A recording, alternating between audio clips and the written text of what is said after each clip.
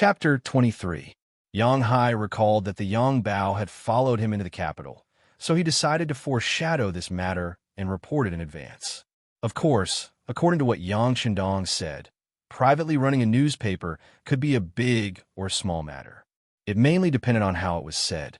Once it was just a storytelling book, it would give people a preconceived idea. As long as Wang Zhen approved of it, it would not be a big problem to implement it. It was just paying 20% of the benefits. In the long run, it was worth it.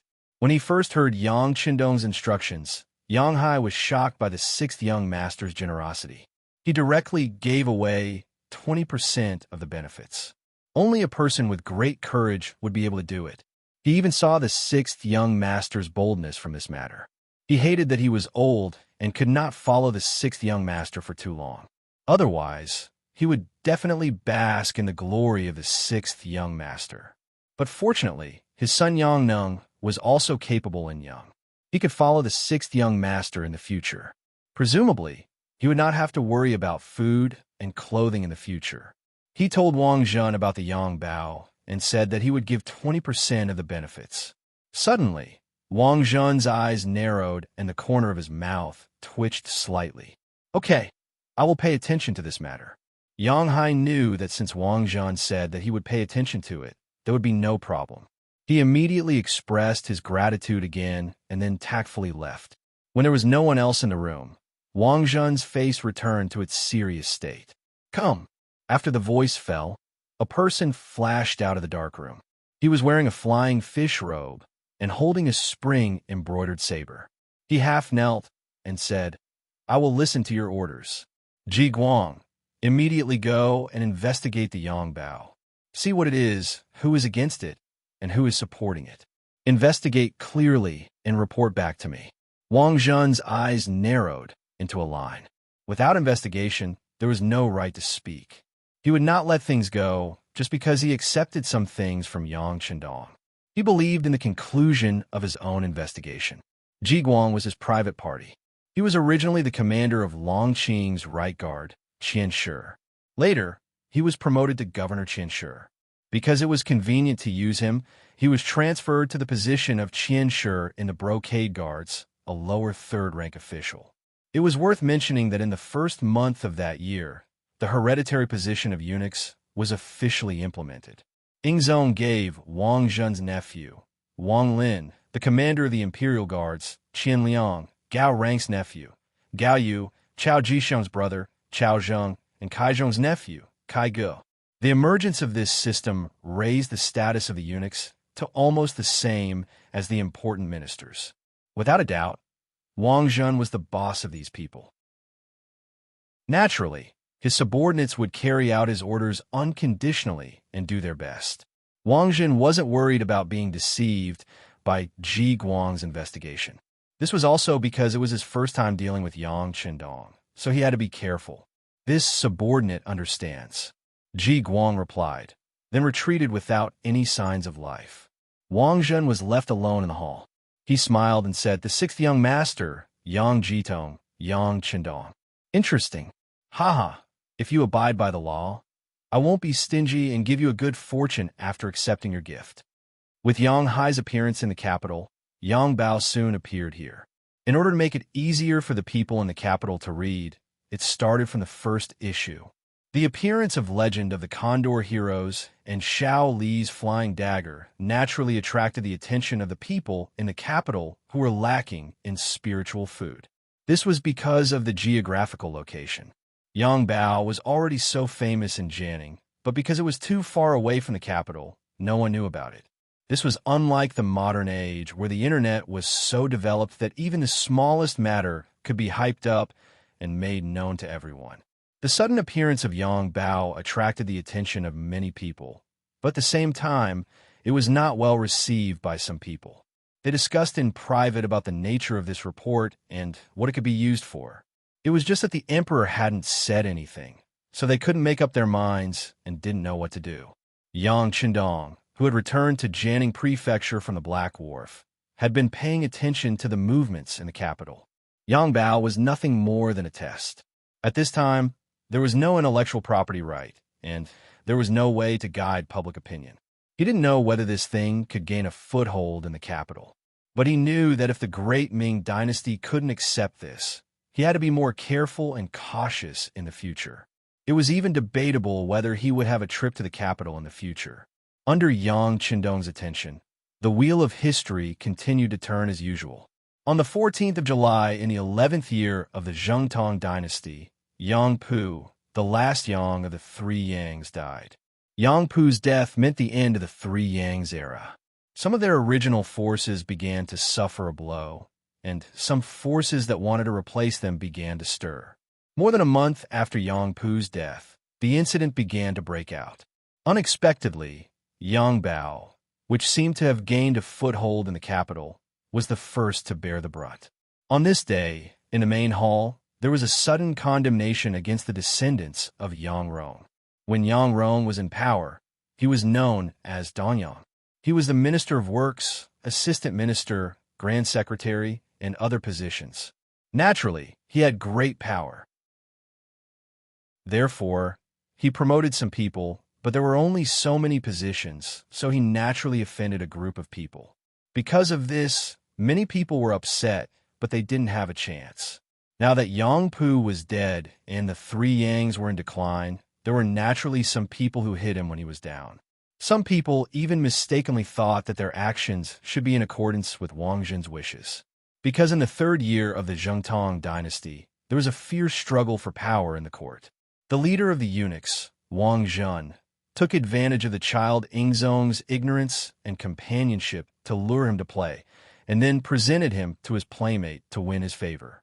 With this favor, he went up against the Three Yangs. This caused Grand Secretary Yang Shiqi to not attend court. When the Empress Dowager found out, she beat Wang Zhen up and ordered him to apologize to the Yang residents. Wang Zhen held a grudge in his heart and used his vicious methods to make a fuss about the son of the Three Yangs.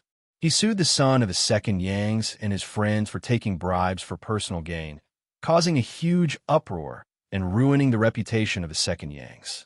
Under Wang Zhen's desperate investigation, the second Yangs died of anger and depression, leaving Yang Pu as the head to take charge of the court.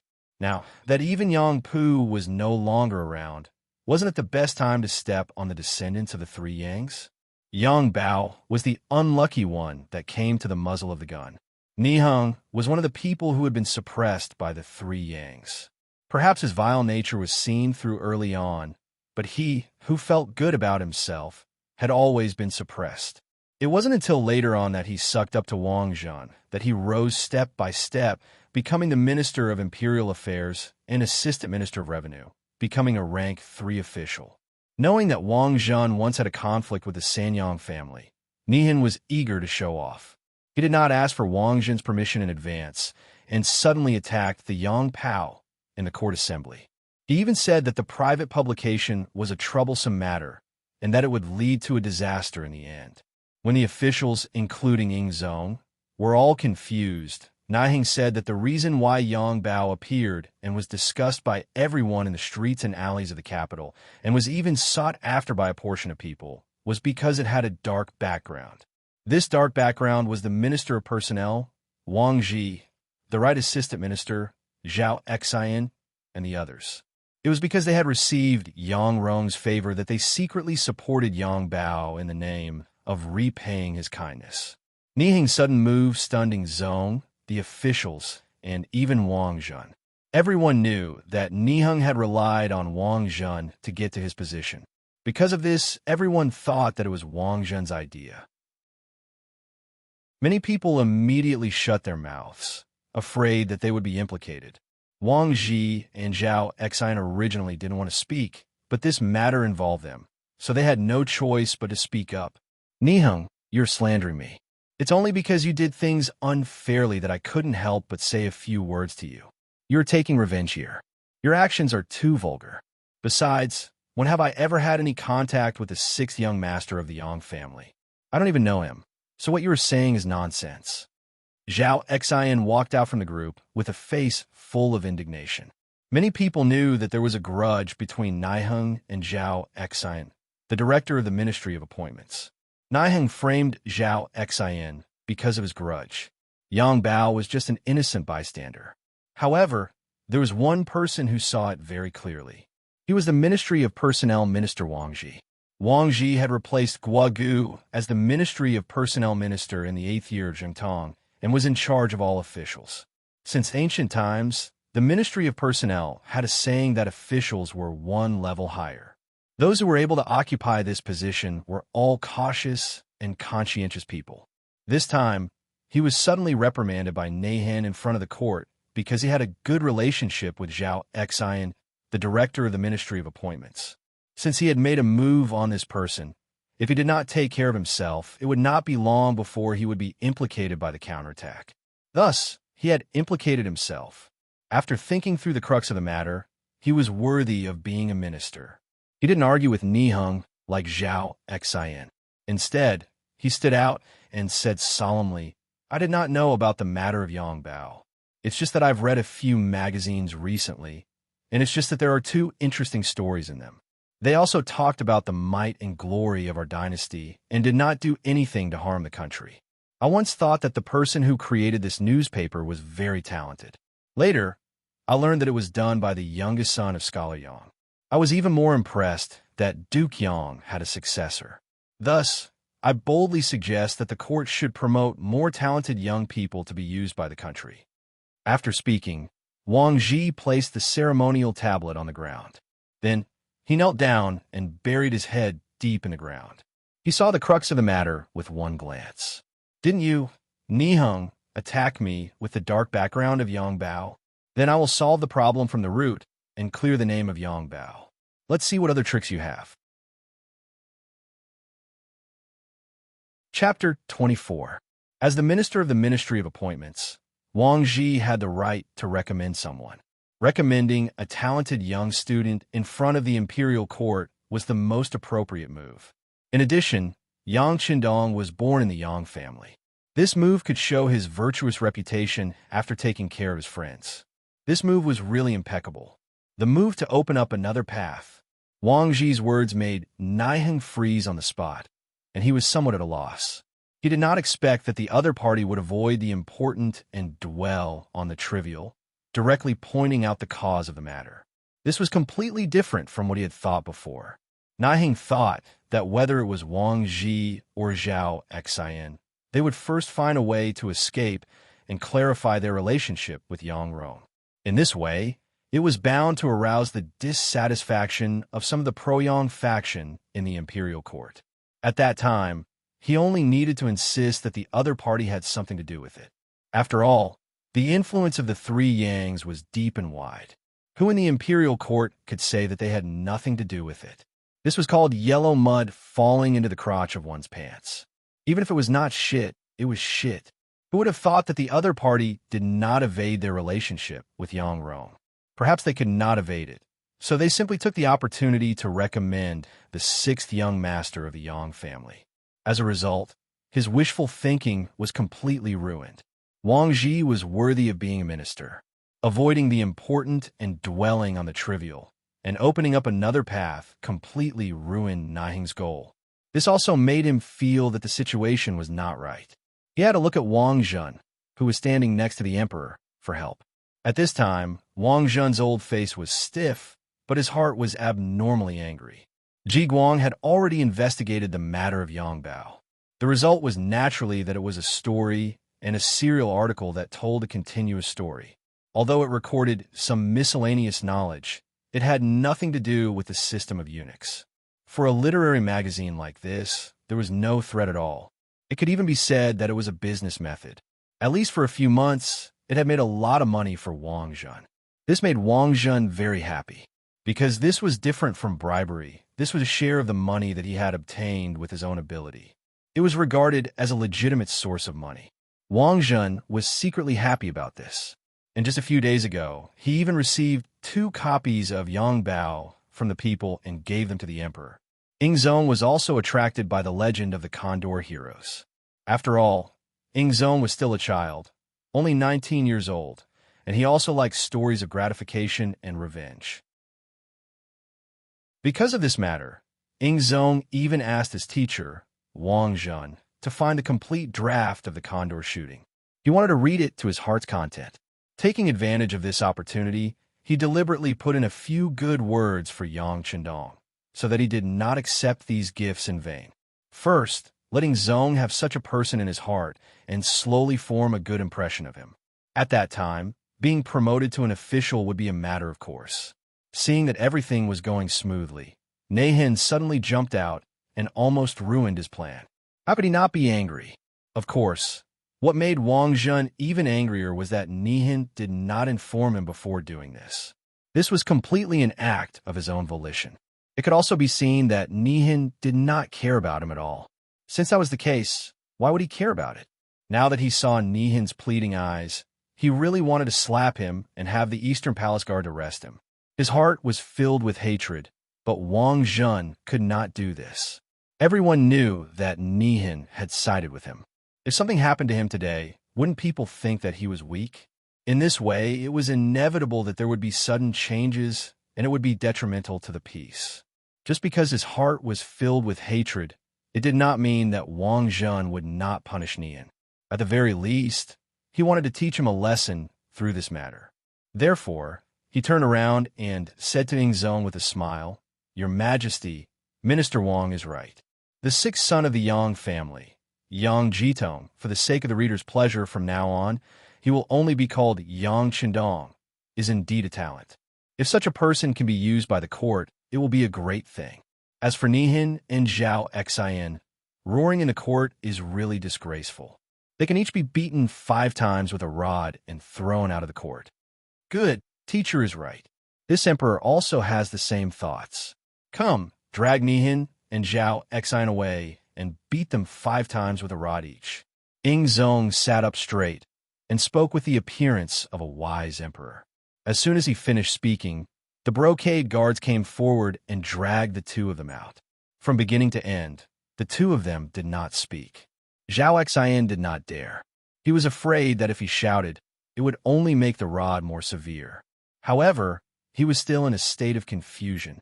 From Wang Zhen's words, he finally understood that his master seemed to have some relationship with Yang Chendong. It was hateful that he didn't even understand before making a move. This was simply asking for trouble, and even asking for trouble. The 2 of them were dragged away. The handsome and imposing Ingzong's gaze fell on the Minister of Personnel, Wang Ji. "Minister Wang, this person was recommended by you. What position should we give Yang Chendong?" Because he had read the book, Condor Shooting, Ingzong had a good impression of Yang Chendong. This matter was suggested by Wang Ji, and Wang Zhen agreed. How could he object? Wang Ji raised his head, and a few titles flashed through his mind. Speaking of which, Yang Chendong was still too young. He was only 16 years old, and it was very difficult for him to be given an official position. Today was just a coincidence. However, since the emperor asked, he needed to give an explanation. He said, "Your Majesty, this subject believes that Yang Chendong is very intelligent. He became a scholar at the age of 13. He should be able to take up the position of governor of Jiangning Prefecture. After he is done with his family, he can be transferred to the capital." The governor of Jiangning Prefecture was a 9th-rank official in charge of administrative and civil affairs. However, there was no mention of the previous governor being transferred away. This meant that this position was originally just a position without any real power. It could also be called a scattered official. The biggest difference was that there was an additional official position. "Yes, Minister Zhuoqing." Ingzong nodded his head. Toward a 9th-rank official, he really couldn't bring up the slightest bit of interest. The court was dismissed. At this time, Naiheng and Zhao Xian had been sent out of the palace. The officials also acted as if nothing had happened and returned home. However, what they did not know was that history had changed a little. In history, Naiheng had a grudge with the Ministry of Personnel's Dr. Zhao Xian. He framed Wang Ji and Assistant Minister Chao Yi, and they were both imprisoned. They both suffered a little. Later, Ingzong treated them leniently, and Wang Ji and Chao Yi were reinstated. They only took Zhao Xian and Naiheng's salary. However, because of the appearance of Yang Bao, Naiheng took action in advance and did not implicate Chao Yi. Fortunately, this change was not very big. At least, The general direction of history did not change. Otherwise, Yang Qindong would have a headache. The officials returned home. The Minister of Rights, Hu Ming, also returned home in his official sedan. As soon as he entered the residence, Hu Ming called the housekeeper and asked, "Go find an and ask for a copy of Yang Bao. Bring it to my study." Hu Ming had heard about the Yang Bao before, but he did not care about it. In his view, it was far from the orthodox way of Confucius and Mencius, and he disdained to hear about it. However, what happened in the court today made him curious about the Yang Bao. Thinking that his granddaughter had talked about it more than once, he prepared to find a copy to read. The housekeeper quickly went to the young Mrs. courtyard in the backyard. He met the young Mrs. maid, Xiao Qing, and told her that the master wanted to read the Yang Bao. Wait, Xiao Qing was a capable maid. The young girl in yellow was always smiling. Her skin was whiter than snow, and her eyes were like a pool of clear water. She turned and ran to the young Mrs. Boudoir. In the room, there was a 14 or 15-year-old girl. Her delicate and elegant face was rosy, and her sandalwood lips were pink. It was inevitable that she would be lost in reverie. At this moment, she was holding a black newspaper and reading it. From time to time, the corners of her mouth would curl up slightly, showing the joy in her heart. Young Mississippi, perhaps because Xiao Qing ran a little faster, she was panting as soon as she entered the boudoir. Her large chest was constantly rising and falling with her rapid breathing. "Xiao Qing, what's wrong? What made you so anxious?" The young girl seemed to be complaining, but after she finished speaking, she softly leaned forward and said, "Could it be that you've taken a fancy to a young and handsome man?" After she finished speaking, the young girl couldn't help but giggle. The maid, Xiao Qing, frowned and her face fell. She said with an unyielding expression, "Young miss, you're making fun of Xiao Qing again. I've already said that I will follow young miss for the rest of my life. I will not marry." "Ah, don't tell me you want to warm the bed of my future husband? Bah, you really don't know shame." The young girl was Yu Yin, the granddaughter of the Minister of Rights, Hu Ming. What? When she realized that she was being teased by young miss again, Xiao Qing wasn't going to let it go. She immediately stretched out her slender hands and tickled Hu Yan's armpits. Although this was the social practice of the time, the personal maid who married into the family could actually warm the bed of the new son-in-law on behalf of their young mistress. However, there were some things that couldn't be said. How could a thin-skinned person endure it? Only Hu Yin and Xiao Qing, who had grown up together, could make such a joke. If there was a trace of misunderstanding between the master and the maid, such a joke would only increase the conflict between them. Xiao Qing's hand moved, and for a moment, the two girls were playing together. Waves of giggles could be heard incessantly. When the steward, who was waiting outside, heard this, he helplessly shook his head. He knew that Xiao Qing, this careless maid, must have forgotten her mission. He couldn't help but lightly cough a few times. "Ah!" When she heard the steward's voice, Xiao Qing quickly stopped moving her hands.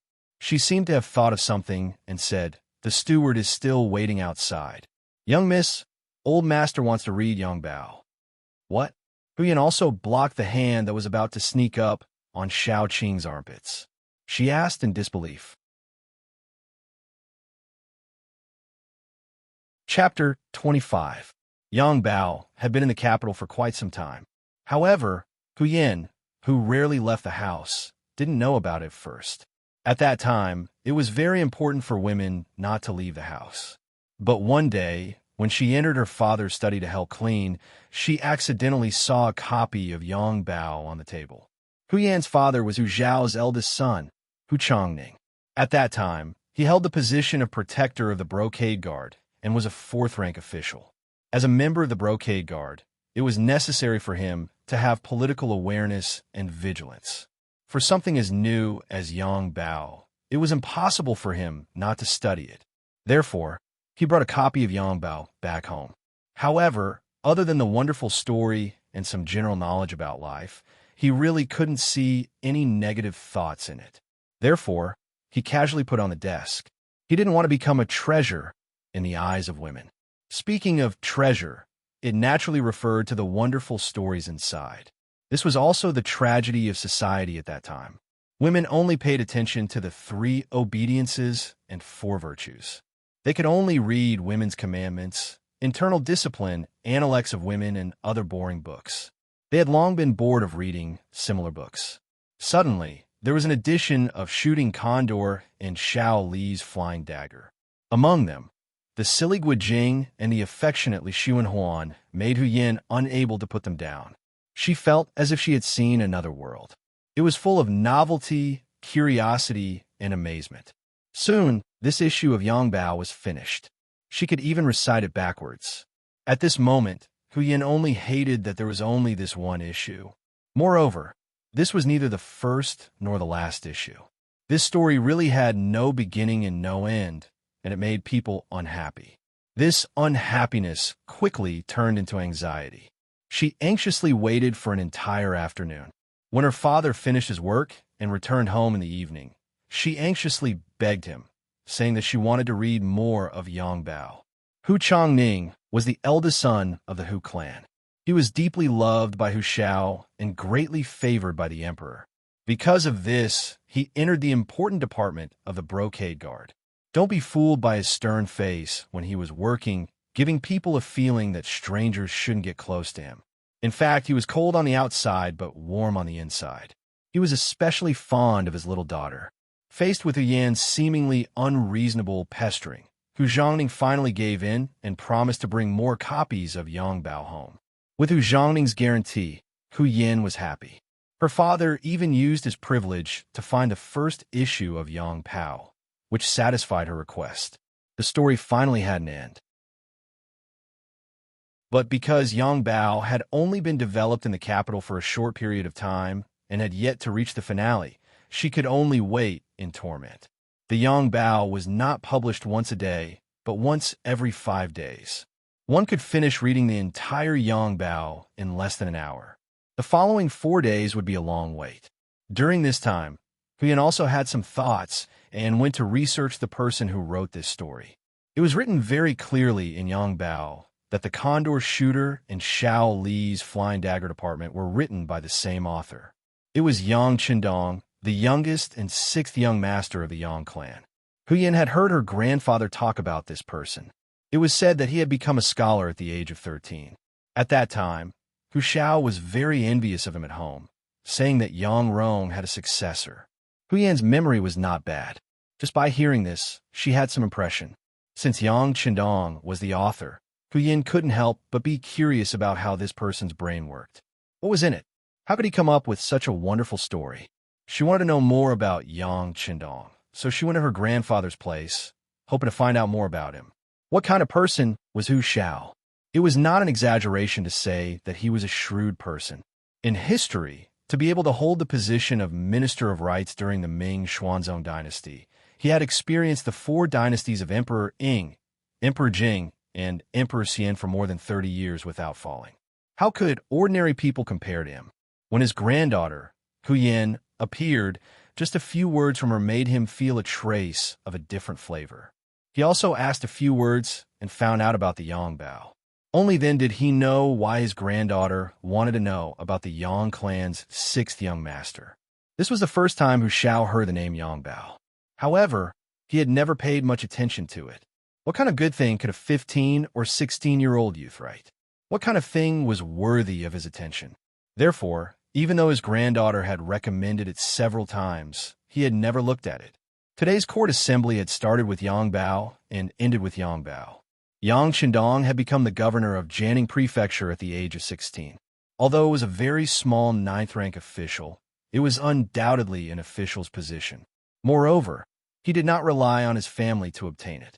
This naturally piqued Hu Xiao's interest, and he wanted to see what was written in Yongbao. In particular, Hu Xiao's sharp senses told him that Wang Zhun seemed to have a good impression of the Yang clan's 6th young master. This was the most inconceivable thing to him.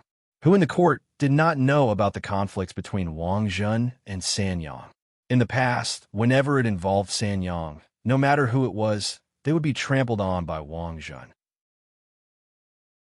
However, as Yang Rong's son, the most direct descendant of his family, he was fine. Could it be that Wang Zhen had changed his strategy? Or did the root cause appear in Yang Chendong? Hu Shao carefully considered the cause and effect, and found that it should be the latter. This was because a few days ago, an official who was on good terms with Sanyang had been arrested by Dong Shi. If Wang Zhen had such intentions, he should not have changed his mind so quickly. If that was the case, then Yang Chendong was somewhat interesting.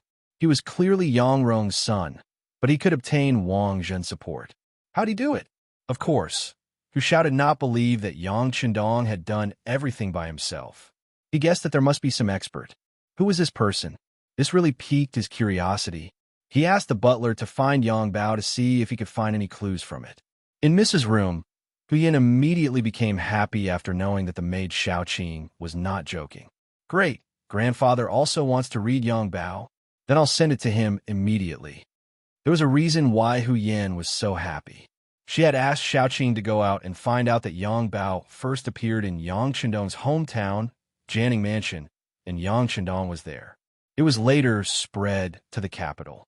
She also heard that Xiao Li's Flying Dagger and Xiao Li's Condor had been published before Yu Jianing. They seemed to have finished their drafts, and even the whole book seemed to have been published. For this matter, Hu Shao had asked his father, Hu Chongning, more than once to send someone to Jianing Mansion to buy 2 copies of the 2 completed books.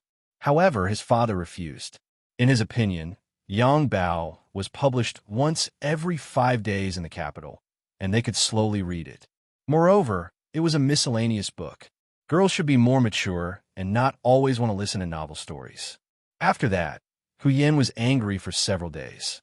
However, she knew that her father was very generous to let her read Yang Bao once every 5 days, so she really did not dare to ask too much. But now, her grandfather wanted to read Yang Bao, which was equal to an opportunity. As long as she seized it, she might be able to read the 2 complete books in advance. That was really great. Then, Hu Yin took out several well-preserved copies of Yang Bao, hurried out of the backyard, and went straight to her grandfather's study. After a while, Hu Yan's coquettish voice came out of the study. Grandfather, these 2 stories are very interesting. For example, Xiao Li's Condor is about the struggle between the Han people and the Mongolian Yuan Empire.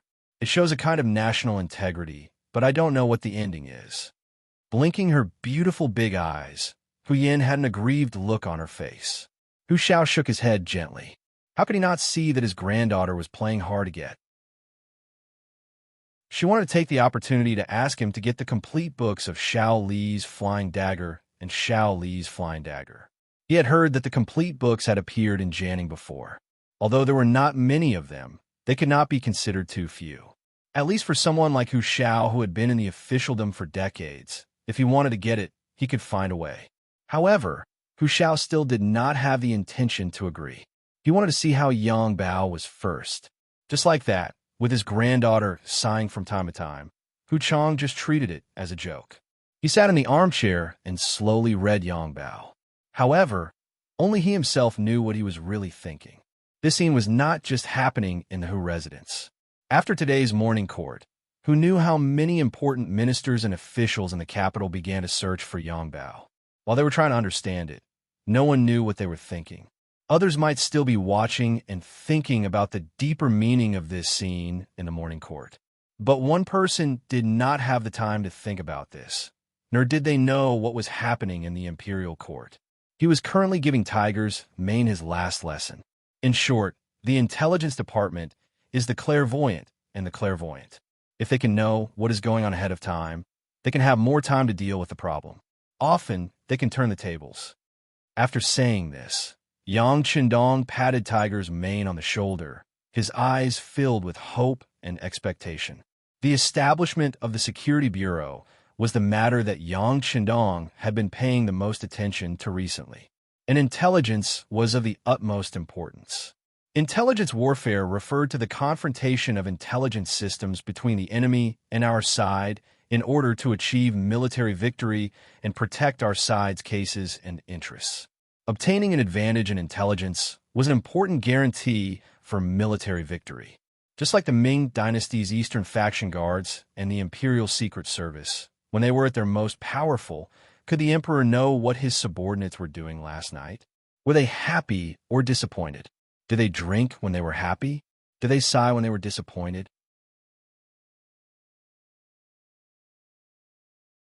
Chapter 26.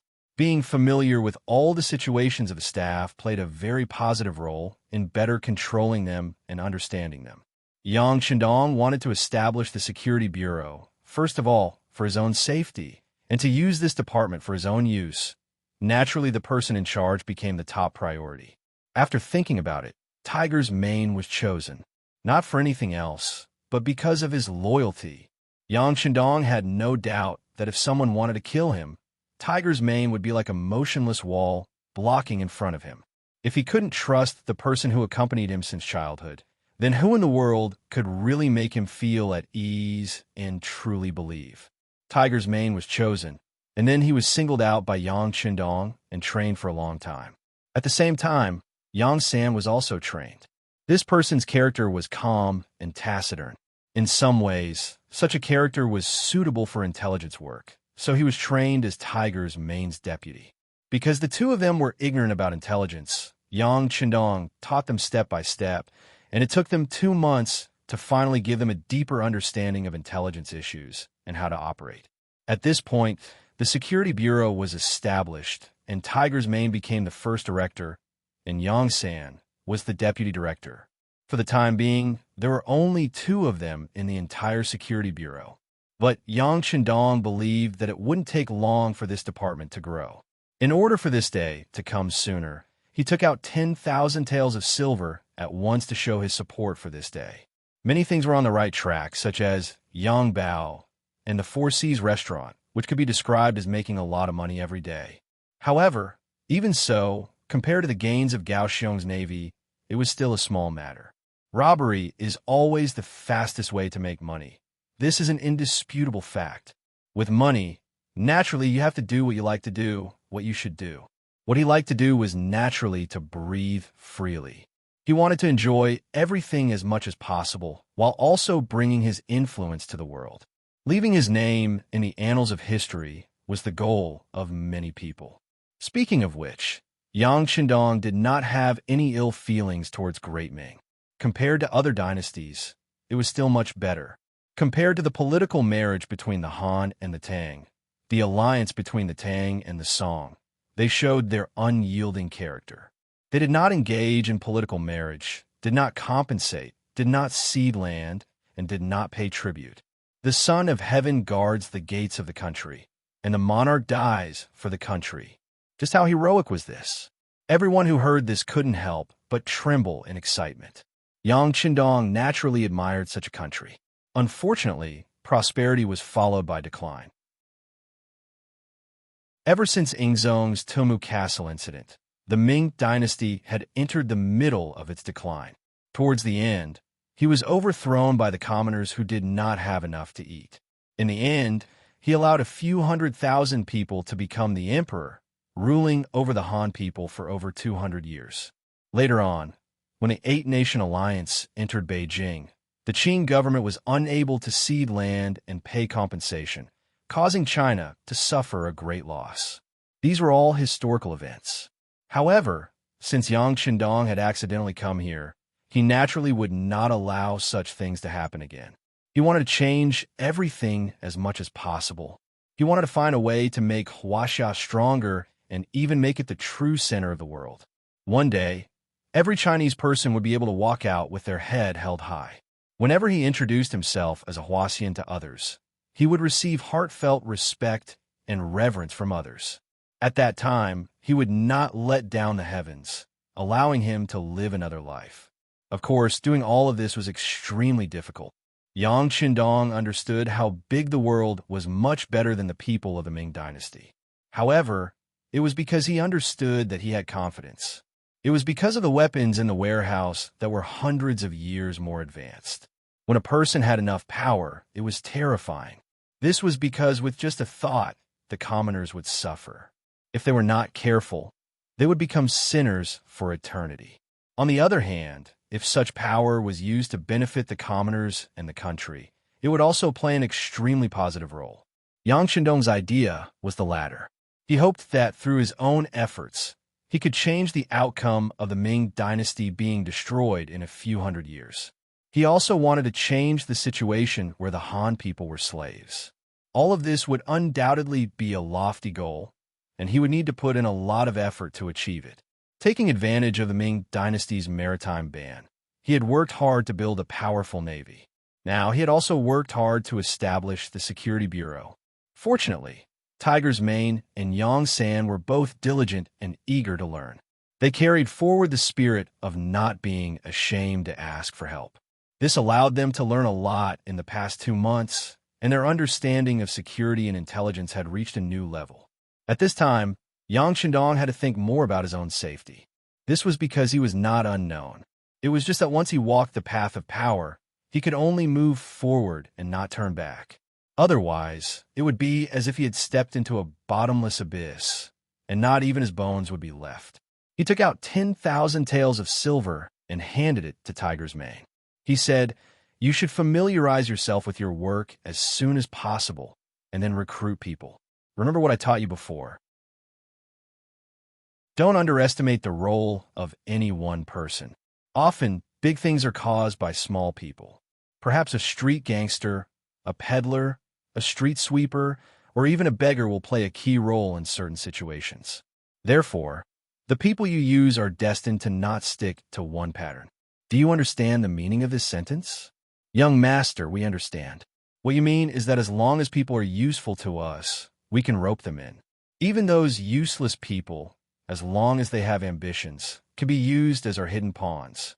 Who knows when they will be activated, and then they will play an unimaginable role.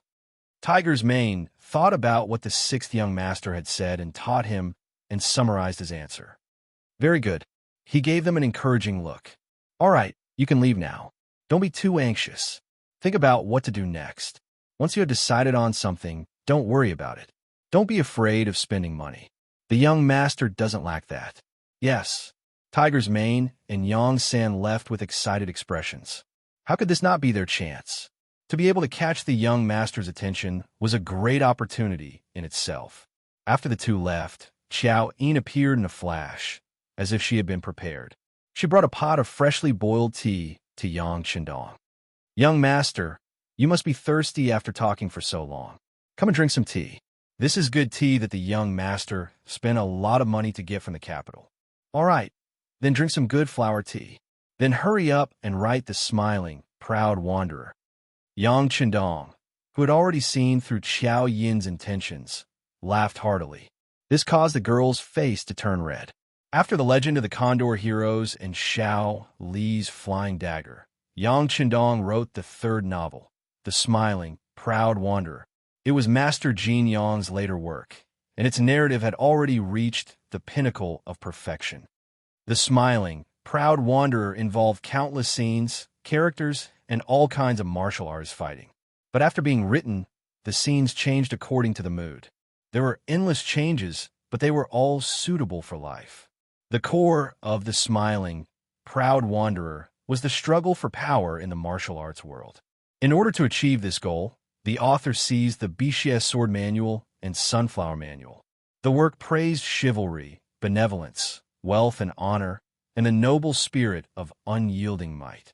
Once this book was published, it suppressed the Condor Heroes and Xiao Li's Flying Dagger, becoming the object and goal of everyone in Jianing Prefecture. Among them, Yang Fu was laughing so hard that his eyes almost couldn't be seen. The Four Seas restaurant expanded again, swallowing up 2 neighboring restaurants. But it was still difficult to find a restaurant. Although he could only get 30% of the profits, he still earned more in a month than he did in a year. Once The Smiling, Proud Wanderer was published, Yang Shandong became an influential figure again. Now in Jianing Prefecture, even the children who had just started to understand things knew of his great name.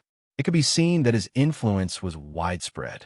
While everyone was talking about the Smiling, Proud Wanderer, the open-minded and unruly Ling Huchong, the beautiful and shrewd Ren Yingying, the treacherous and cunning Yu Buqiuan, the rebellious and scheming Ren Wuxing, the pure and lovesick Lin, the modest and strange Shang Su, and so on, the imperial court's appointment arrived. The news of Yang clan's sixth young master, the founder of Yang Bao, the author of the Condor Heroes, the smiling Xiao Li's flying dagger, and the smiling proud wanderer, was appointed as the governor of Jianing Prefecture by the emperor. His official rank was ninth rank. The sixth young master of the Yang clan, who was only 16 years old, actually had an official position early on. It was said that the emperor had discussed this appointment with the various officials during the morning court session. Even some third or fourth rank officials might not have such an honor. Then this ninth rank official status is really too high. Even some third or fourth rank officials might not have such an honor. Thinking of Yang Qindong's age, it could be said that his future was limitless. Therefore, once the appointment was announced, the Yang clan's old residence's gate was trampled flat by the nobles of Jianing Prefecture. Some even found matchmakers, wanting to marry their daughters and relatives' daughters to the sixth young master. It could be seen that there were really a lot of smart people. Everyone wanted to invest in a potential stock, hoping to get more returns in the future. In the front courtyard of the Yang clan's old residence, Yang Hai was so happy that he couldn't close his mouth. As an elder of the Yang clan, he had personally experienced the Yang clan's rise and fall, especially when the mistress, Yang Liushi, passed away. The one she couldn't forget was the young sixth young master. But who would have thought that in just over a year, Yang Qindong would be so promising? He had an official position at the age of 16. Even when his old home was still alive, it couldn't compare. In today's prosperous scene in the Yang clan's courtyard was probably something that only happened when the old master was in his golden age.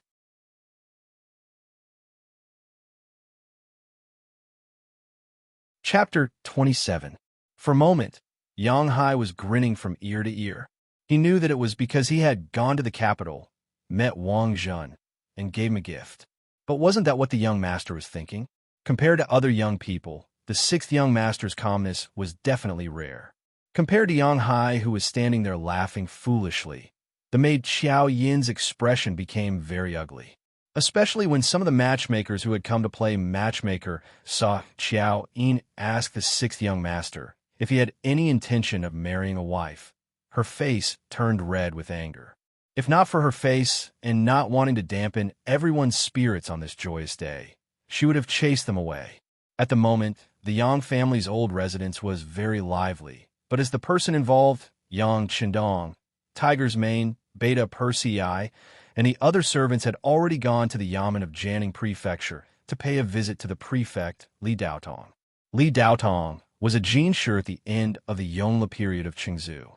After a lot of hard work, he was appointed as the prefect of Jianing Prefecture, a fourth-rank official. It was equivalent to the secretary of the municipal committee and the mayor of a modern city. When Li Daotong received the news that Yang Qindong had suddenly sent an invitation to visit, he immediately put down the brush he was writing on and said to the housekeeper, "Please." In the entire Jianing Prefecture, the number of people who could receive Li Daotong's please could be counted on two hands. But when it came to people younger than 30 years old, there was no doubt that only Yang Qindong had such qualifications. In the guest room, Li Daotong was sitting precariously. Not long after, Yang Qindong, dressed in a green robe, walked in. When he entered the hall and saw Li Daotong, he quickly bowed and said, "Subordinate Yang Qindong greets Lord Li." "Ha! Prefect Yang, please rise." Li Daotong narrowed his eyes and stood up, reaching out his hand to support Yang Qindong.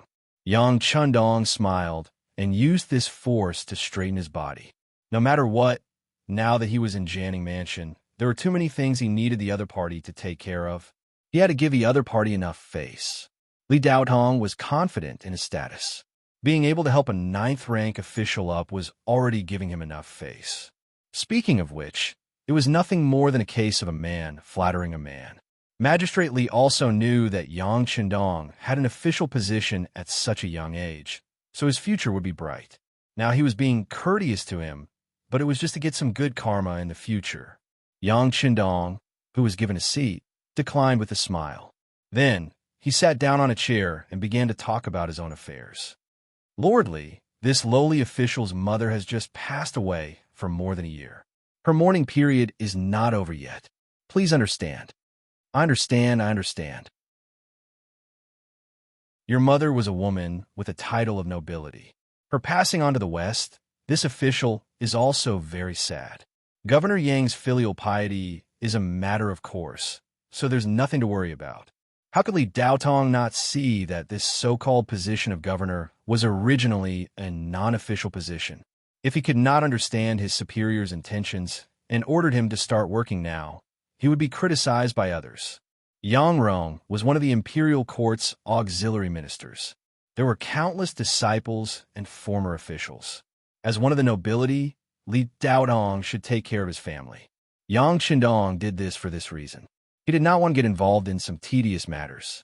He had been watching the development of the Ming dynasty coldly. At present, he did not want to get involved, so how could he have the intention to serve? Therefore, this trip was to express his modesty and respect. The first thing he did after becoming an official was to pay a visit to his superior. If others knew about this, they would only say that he was sensible and knew the rules.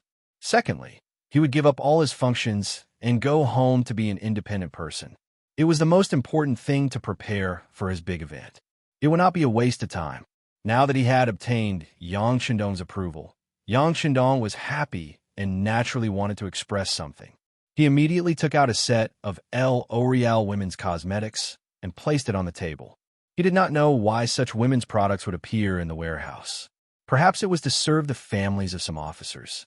However, since he had discovered it, he naturally wanted to use it to the best of his ability. Li Daotong's eyes lit up when he saw the set of exquisite white boxes in front of him. As the local magistrate, he knew that Yang Qindong's item would not be simple. He asked excitedly, "Magistrate Yang, may I know what this is?" Replying to official Li, "This item is called cosmetics. When used on a woman's body, it has the effect of preserving her youth. In the past, I had people send 2 sets to the current emperor. This is the 3rd set." Yang Qindong smiled as he explained the use and origin of this item. Li Daotong immediately became excited when he heard that this was the 3rd set in addition to the emperor's 2 sets. Coincidentally, Magistrate Li attached great importance to relationships, especially to his wife who had gone through hardships with him. It was a pity that she was getting older, so it was inevitable that her beauty would be greatly reduced. With this set of products, it could not be said to solve the real problem, but it could be said to be a testimony of one's heart. When he thought about how no one other than the emperor had used this item, he felt even more grateful. In his excitement and happiness, Li Daotong changed the way he addressed him. "Qindong, I've troubled you. Why don't we have lunch here?" How could he refuse a superior's invitation? Yang Qindong smiled and nodded in agreement. At the same time, he motioned to Tiger's mane, who was standing to the side. Immediately, he placed some MSG, cooking wine, and other things that could not be bought with money on the table. Li Daotong had eaten at the Four Seas restaurant before. With his status, when he asked why the food was so delicious, Yang Fu naturally did not hide it. Therefore, he knew the effects of this item, but it was not good to directly ask the Yang family for it. Now that Yang Qindong had taken the initiative to take out these things, he felt that the other party was too good at dealing with people. He was not inferior to his father at all. For a moment, Li Daotong could not help but become cautious and even nervous when he spoke, as if he was afraid of saying something wrong. On the other hand, Yang Qindong smiled when he should and spoke when he should. He did not seem to be reserved at all. As the saying goes, when one is courteous to others, one must have a request. When one person asked for another person's help, it was inevitable that they would be in a disadvantageous position first. Naturally, they would not be able to speak even if they wanted to. However, Yang Qindong did not want to take advantage of Li Daotong's interest. Even if he did not come today, with the name of Dingyu at home, no one could do anything about it. Since he was so calm, it was natural when they got along, and he even had the intention of gaining the upper hand. This scene was seen by Tiger's mane, Beta Persei, and the others who were standing at the side. Everyone was amazed. They admired the 6th young master's calmness and nonchalance.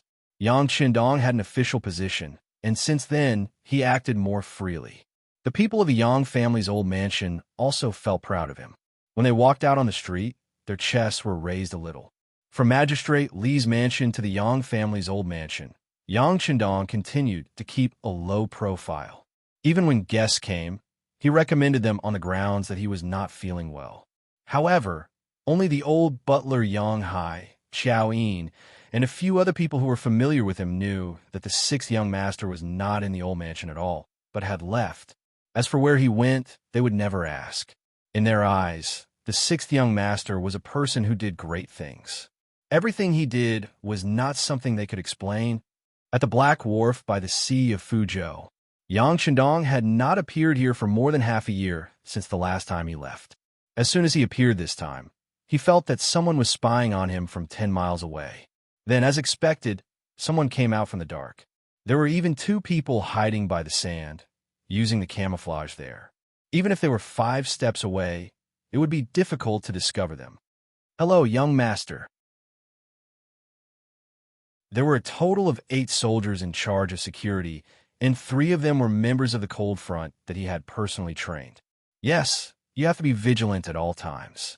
You have to know that once the enemy appears, they will never notify you in advance. Yang Chendong smiled and nodded. He knew that under normal circumstances, there were 10 guards in a squad. Only 8 people appeared here, which meant that there were 2 people hiding in the dark and did not take the initiative to come out to greet him. Logically speaking, being able to meet the sixth young master was an opportunity to show their faces, but they would rather give up such an opportunity and still carry out the task of being on guard. This alone was enough to make Yang Chendong feel gratified. Each of you will be rewarded with 5 taels of silver, and the other 2 brothers will be rewarded with 10 taels of silver each. Generous rewards and fair punishments were always an important way to capture people's hearts. Now, that Yang Chendong was not short of money, he naturally did not hesitate to spend it. "Thank you, young master." Thump, thump, thump. The 8 guards were all delighted. This was a reward from the sixth young master, and it was enough for them to brag for a while. "Well, this is what you deserve. Continue with your mission." Yang Chendong waved his hand and smiled as he led Tiger's Mane, Beta Persei, and Yang Si to the Black Wharf. Yang San stayed in Jianing Prefecture to set up the security bureau, while Yang Wu and Yang Lu were responsible for the safety of the Yang family. Under the division of labor, Yang Chendong only appeared a few hundred miles away with the 3 of them. But even so, if anyone had any ideas about the sixth young master, they would be making a big mistake.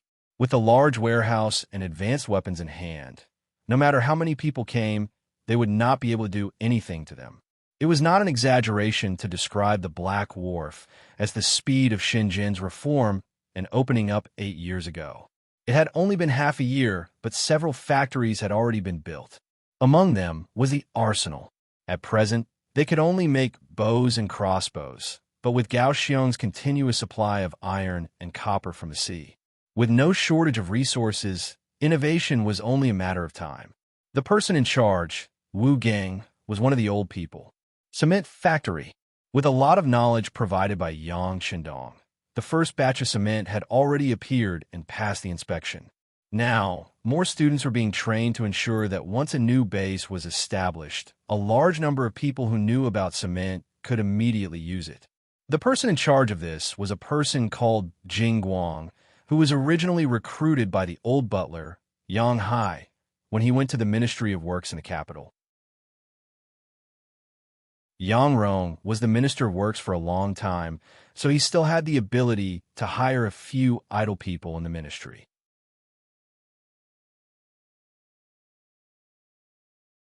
Chapter 28. Furniture Factory. Its main purpose was to build some furniture and the layout of the soldier training factory. Things like sofas, work tables, and even the construction of carriages were all within its scope. Right now, there was no rubber or suitable materials to make tires. Otherwise, Yang Chendong would have wanted to make some new carriages. To be honest, every time he came to the Black Dock, it was bad luck. The bumpiness was really unbearable. For this reason, Yang Chendong even had the idea of taking out a military vehicle from the warehouse. However, he felt that it was still too shocking and had to suppress this idea. However, he had already decided that this time, when he came to the Black Dock, he would arrange for Gao Xiong to send people to the west to search for rubber trees, especially in the American region. Then, he would bring back the whole tree. One day, he would be the first person to make soft tires. The furniture factory was more complicated. The person in charge was also the old craftsman, Li Xuanfu. This person was very meticulous and made Yang Chendong feel more at ease. Power plant. Just by hearing the name, one would know its purpose. However, at that time, no one could understand. Even the person in charge, Luan Qi, was very puzzled. Luan Qi was a craftsman from the Ministry of Works. It was said that he was very smart. When he was very young, he knew how to make many novel and strange things. However, because he was born as a craftsman, his life was naturally not rich. He found a wife, Zhou Hua, who was very good at giving birth. She actually gave birth to 7 children in a few years, living up to his name. With more mouths to feed, Luan Qi naturally could not take care of everything. It was at this time that Yang Hai went to the Ministry of Works and found out about Luan Qi's situation. He remembered that the 6th young master had once said that as long as someone was capable, he would not lack money and food. As such, he brought him over. In order to have enough to eat, Luan Qi brought his wife and children from the capital to Fujian. However, before they reached Jianing, they were picked up by people from Lungfeng. When they arrived, not only did Luan Qi become a research worker, but his wife, Zhou Hua, also showed enough ability. She was very skillful with her hands. The clothes she made were good, fast, and neat. However, this was not the main point. Luan Qi obtained a book on the principles of sewing machine manufacturing written by the 6th young master. It was written on a method to use machine to sew clothes. The main components of the machine base, the needle, the shuttle, and the oil bottle could be made one by one. One could imagine that if it was successful, it would greatly increase the speed of making clothes. It was definitely a great undertaking. When Zhou Hua heard the news, she urged her husband to build such a machine every day. As a skilled embroidery worker, she was too aware of their fate. Many people's eyes were damaged when they were young, so they were useless when they were old. When they arrived at the illegal docks, their meals and drinks were naturally arranged. Luan Qi was very happy to be able to enter a special research area, especially when he heard that the sewing machine manufacturing principles were written by the 6th young master himself. He admired it even more. It was difficult to call him, who was originally in a state of research. Not to mention thunder. Even if it was a knife, he would not be distracted at all. This was the spirit that a research worker should have. But this time, when he heard someone outside shouting that the young Master Qi was here, he put down all the work in his hands and ran out. Like Luan Qi, all the people at the illegal docks were also like him. Some of them came first, and some came later. But no matter what, they did not have to worry about food and drink now. All of this was brought to them by the 6th young master. They knew how to be grateful. Spontaneously coming out to greet him was a show of their attitude. When Luan Qi came out of his research room, he saw that Yang Chendong was already surrounded by a group of people. Many of these people had never seen the 6th young master before, but they had been hearing legends about this young master ever since they came here. In their imagination, this person must be tall and powerful, and it was even possible that he had 3 heads and 6 arms. When they surrounded him, it was more of a novelty. However, with so many people suddenly surrounding him, it was difficult to guarantee his safety. Not only Tiger's Mane, Beta Persei, Yang Si, but even Lung Song and Gao Xiong rushed over with the members of the Cold Front to maintain order. In response, Yang Chendong waved his hand and refused. These people trusted him so much, but they could not trust him completely. Who else in the world could be trusted? It's okay. Let them come over and take a look.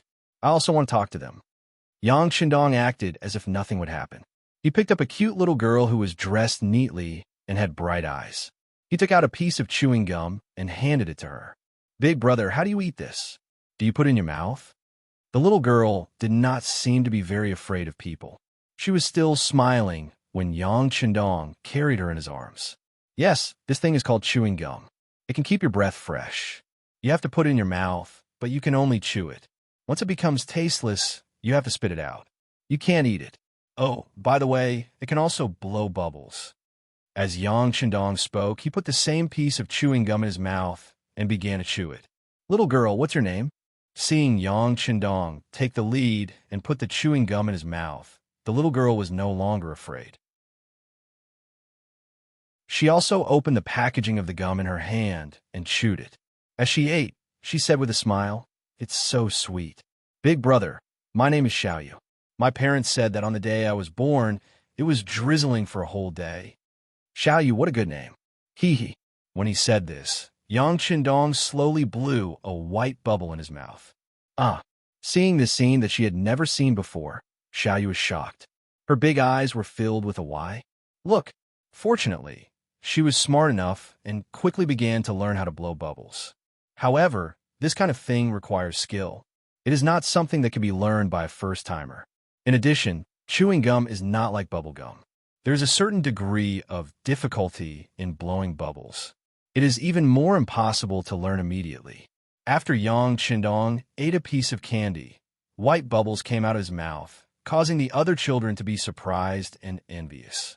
Some of the bolder children also tried to reach out to Yang Chendong, wanting a piece of candy that could blow bubbles. Yang Chendong, who had prepared a lot, naturally did not refuse. With the mentality of not worrying about scarcity, but worrying about uneven distribution, he gave a piece to all the children who came to ask for it. The children were happy, but some of the adults were panicking, especially Xiaoyu's mother. She walked over in a panic, bowed, and then said with an apologetic face, "Sixth young master, Xiaoyu is not sensible and asked for things from you. Please forgive her." Looking at the somewhat beautiful middle-aged woman who was neatly dressed, Yang Chendong's face was filled with kindness. "You are Xiaoyu's mother?" This time, without waiting for the woman to answer, Gao Xiong introduced her first, reporting to young master, "This woman is Xiaoyu's mother. Her name is Zhou Hua, and she is the wife of the person in charge of the power plant, Wan Qi. At the same time, she is very skillful.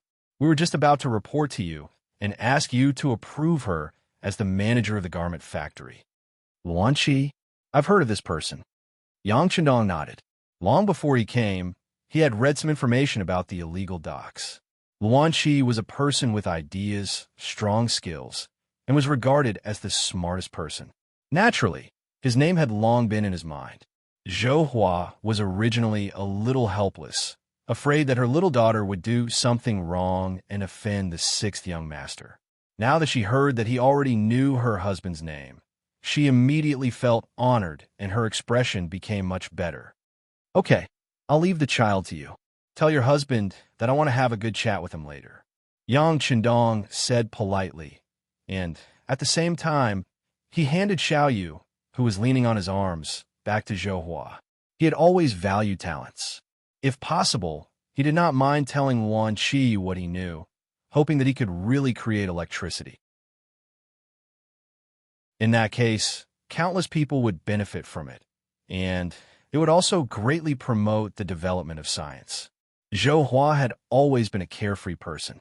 Even in the face of strangers, she would not feel afraid.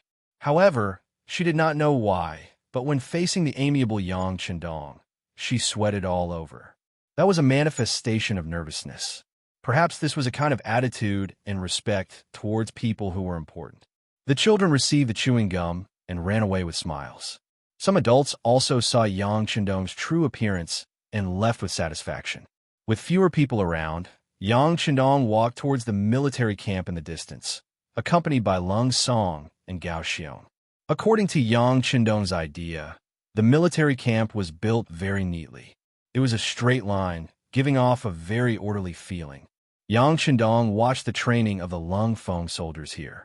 Over the past half a year, the older Lung Feng soldiers had already taken in disciples. Mixing the old and the new was indeed an effective way to increase their combat strength. In addition, after Gao Xiong obtained the new cannons, every time he went out to sea, he would come back victorious. Not only did he bring back unlimited wealth, he also brought back a lot of strong laborers. Among them, there were some good seedlings. After a strict selection process, they became auxiliary soldiers. The so-called auxiliary soldiers were a battle sequence given by Yang Chendong. He also called these people the reserve soldiers. It referred to those soldiers who were undergoing training but had not passed the various tests. In the future, once an auxiliary soldier passed the test and reached the standard, he would immediately become a new Lungfeng soldier. The direct benefit was that his monthly salary would increase. The 1 silvertael per month when he was an auxiliary soldier would become 2 silvertaels. Of course, this was not the most important thing. After becoming a Lungfeng soldier, it meant that he was a qualified soldier and would be given a 81 rifle. That was the symbol of glory. For the sake of safety, they usually did not carry bullets in their guns. They would only carry bullets when they were shooting targets or when they needed to go out on missions. However, this still made some people wild with joy. Every new member of Cold Front carried a gun and walked around the dark dock. It was not only to show off, but also to show off.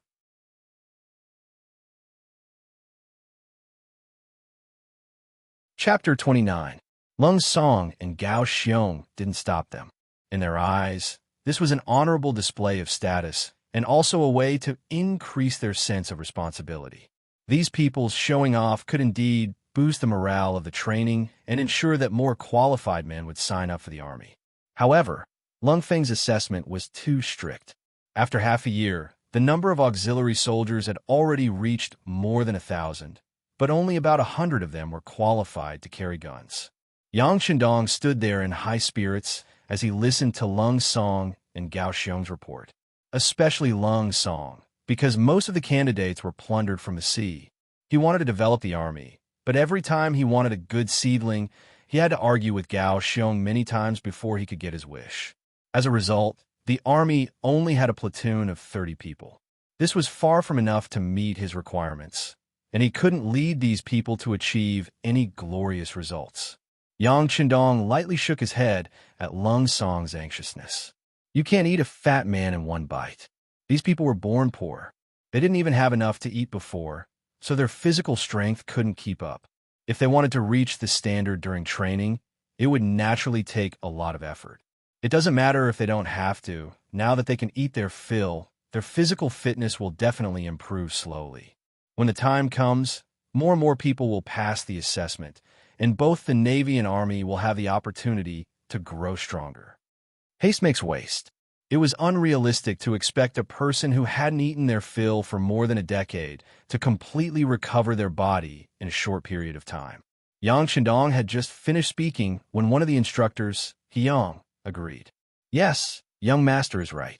These soldiers' physical fitness is really too weak, and it will take some time for them to recover their bodies. We will pay more attention to the distribution of food in the future so that they can recover as soon as possible and pass the assessment. Yang observed Yang Qindong attentively and noticed that Yang Qindong was listening attentively. He even nodded from time to time to express his agreement. He then probed, "It's just that their bodies are easy to recover with enough food and meat. However, when it comes to cultural classes, most of them are illiterate. It's a little troublesome to teach them. Can't you be a little more lenient in this aspect?" "Oh, have you already done that?" Yang Qindong, who still had a smile on his face, suddenly turned cold. There was a 180-degree change in his expression as he stared fiercely at Yang. This glance made the courageous Yang fall to his knees with a thud. At this moment, he was already sweating profusely. He felt as if he was being stared at by a ferocious tiger. It was very likely that he would be swallowed whole in the next second. No. To repay the young master, this is just an idea that we instructors have. We haven't implemented it yet. Yang explained in a weak voice. In just a short while, his clothes were soaked in sweat. It's best if you don't. Let me tell you, you can't relax during cultural classes. There were other trainings and assessments that could not be relaxed either. Remember, they will have to go to the battlefield in the end. They will be risking their lives. If they are not strong enough, sending them to the battlefield is equivalent to sending them to their deaths. When I was training you in the past, the young master said that you should sweat more when you train and bleed less when you fight. I hope that this is not just a slogan, but something that you can completely remember in your hearts. If anyone can't do this, then leave as soon as possible. I don't keep idle people here. Yang Chendong was really a little angry. There were only so many people, yet there were already people who ignored his words. The direct result of this was that the morale of the army would be slackened, and even internal strife would be possible. Soldiers were originally hot-blooded and liked to do things straightforwardly. It was difficult for them to consider the feelings of others. This kind of army was, of course, a fierce army, but it was also a double-edged sword. If it was not used well, it was afraid that one day it would hurt oneself. This was something that Yang Chendong absolutely did not want to see. They had enough firearms. Once the muzzles were pointed at him, what kind of consequences would there be? Even if he had a bulletproof vest, he would not be able to withstand it. At this moment, or rather, after this incident, Yang Chendong suddenly had an idea in his mind. That was, he had to create a group of sufficiently obedient political instructors, which are the necessary company-level instructors, battalion-level instructors, and regiment-level political commissars. This was not because he wanted to divide power, but because he had to ensure the obedience of the army. Otherwise, even if there were no problems now, there would be a day when it would explode. Then, it would really be a fatal existence. Yang Chendong did not want to come to the great Ming dynasty only to be killed by his own people in the end. That would be a grievance that could not be redressed. Yang Chendong's angry rebuke made Yang nod his head repeatedly. Even Lung Song and Gao Xiong on the side were sweating. Before this, they did have the idea of lowering the cultural assessment. In the end, it was because of the lack of soldiers and the lack of knowledge. There were always some seedlings who were physically qualified, but because they were unwilling to learn, they did not pass the assessment in the end. If this was only an example, it would be fine. However, it had gradually become a trend, and the fresh blood in the cold front was getting fewer and fewer. In view of this situation, Lung Song and Gao Xiong discussed with He Yang and the other four instructors whether they could lower the standards of the cultural assessment. This way, they would be able to obtain more soldiers. In fact, Lung Song and Gao Xiong did not pay enough attention to the importance of the cultural assessment. They even thought that, during war, as long as one had enough military training and had such advanced weapons, one would definitely be able to win the battle. It was enough to know how to read. What was the use of learning so deeply? It was precisely because of this understanding that He Yang and the other four instructors had changed their minds. Just now, they were just testing the waters. They never thought that it would cause the sixth young master to be so angry. This was something they did not expect. He even said that this was not a place for idlers. After seeing the advanced weapons, especially the various skills taught by Yang Chendong, everyone deeply understood how powerful this place was. It was not an exaggeration to say that if the sixth young master had any disloyalty, it would greatly shake the ruling regime of the Ming dynasty. This was a new and powerful force. As the earliest participants, one could imagine what kind of glory it would create in the future. If anyone were to leave now, that person would be a real fool. Therefore, with just one sentence, everyone tactfully shut their mouths. Perhaps they had their own selfish motives, but no matter what, they would not leave. Forget it. Yang Chendong saw everyone's reaction. He really wanted to say more. For example, if they had knowledge, they would be able to use their knowledge to be useful to the country and society in the future. Even if one day they were old or injured and had to leave the ranks of the military, they would have the ability to survive wherever they went. However, he also knew that it was a little too early to say these things to these people. Rather than trying to reason with them here, it was better to let them understand on their own. It did not matter if they did not understand. In the future, there would be more political instructors here. The ideological work would be left to them. As for these people, it would be best if they could adapt. If they could not, then they could only be eliminated. This was also the unchanging law of the jungle under the advancement of society. Fortunately, they were all cultured people. Even if they did not have the job in front of them, they could still do many other things. They would not face the predicament of having nothing to do. Take me to see the arsenal. Yang Chendong did not have the interest to continue talking with He Yang and the others. He turned around and left. Lung Song and Gao Xiong quickly led him. Tiger's men originally did not leave Yang Chendong's side, But at this moment, he stopped and glared fiercely at Yang and the 5 instructors. These people used to be the young master's subordinates, and they graduated with excellent results. But now, they actually dared to disobey the young master's orders. Just based on this, he could take out his gun and execute them on the spot. However, Tiger's Mane did not do so in the end. He had heard the young master say more than once that people would make mistakes, so they should be given a chance to correct themselves. He did not know whether the young master's kindness was good or bad, so he could not deal with this matter in private. However, he could not avoid using his eyes to warn them. He only coldly stared at them. When he saw the 5 of them lower their heads, he turned around and left. From beginning to end, he did not say a word. However, the more he was like this, the more pressure the 5 of them felt. At this moment, they finally faced the seriousness of the problem. They also understood that once the young master gave up on them, they would completely lose the life in front of them. It would be a feeling worse than death. Make it up immediately. Yang was quite decisive in his actions. One of the instructors, Song Desheng, immediately supported him and said, "That's right. We will immediately reiterate our request. Those who do not pass the cultural test will definitely not become a real Coal Vanguard, no matter how good their performance is or how outstanding their training results are."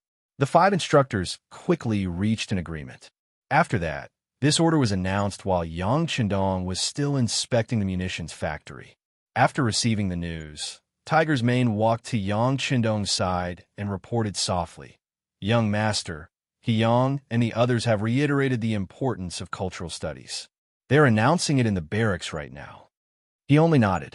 Yang Chendong could tolerate people making mistakes, and he would also give them a chance to correct their mistakes.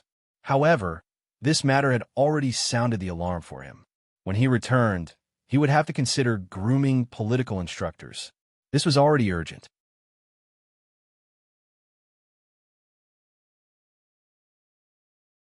Chapter 30. Yang Chendong just nodded to show that he knew about it. Then he continued to talk to Wu Gang, the person in charge of the munitions factory. Now, there are more and more people in the army, and the number of target practice is more and more frequent.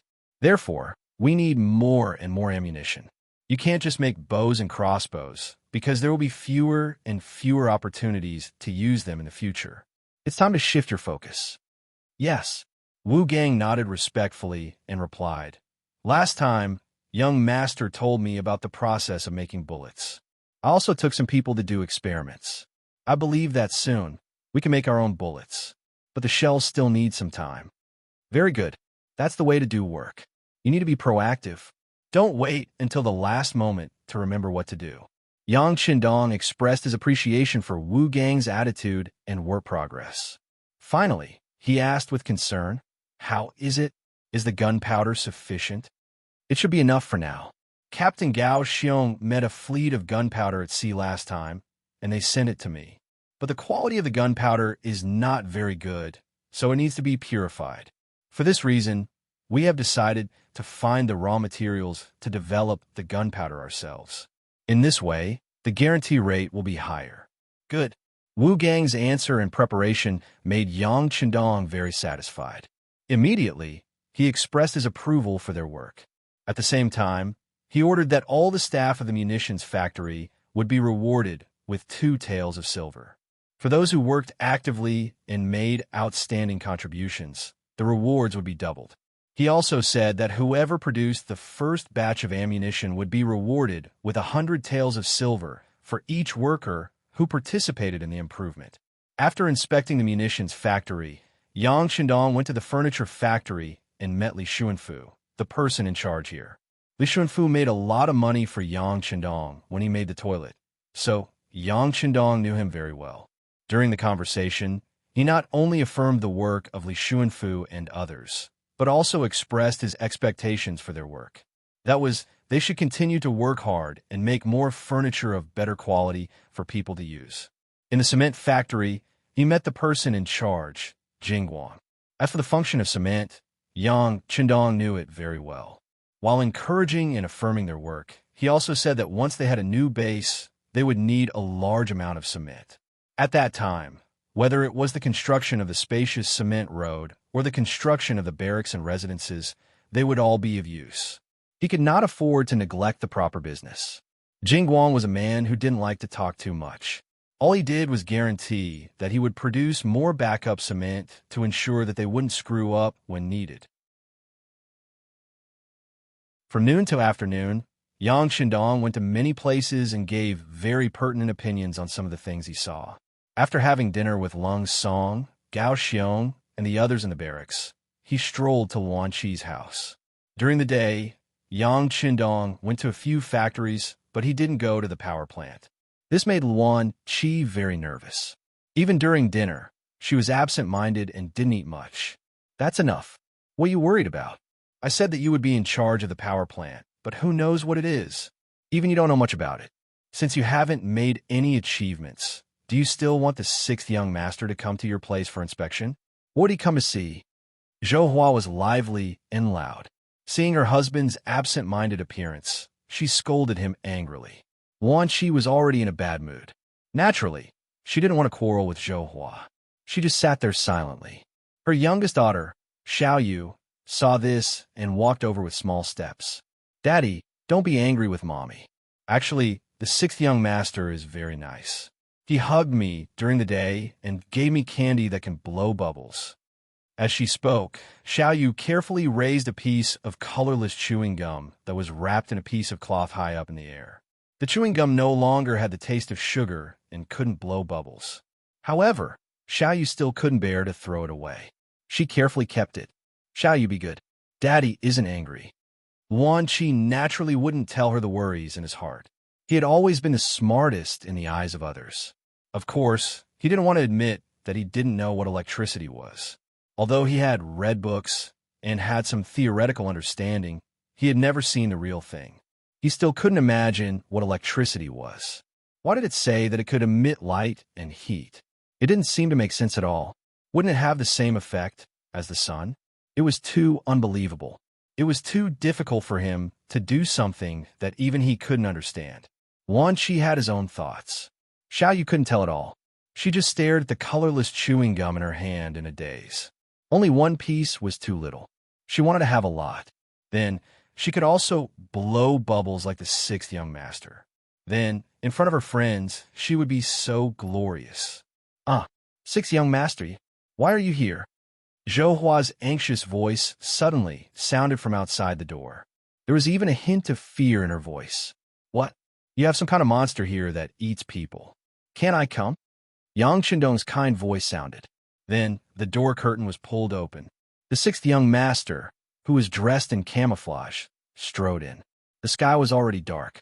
There was only a kerosene lamp in the room, so it was still a little dim. When Yang Shindong stepped in, Luan Qi didn't recognize him at all. However, Xiao Yu, who was in his arms, had good eyes. She recognized Yang Shindong at a glance. Suddenly, she jumped out of her father's arms happily and jogged to greet him.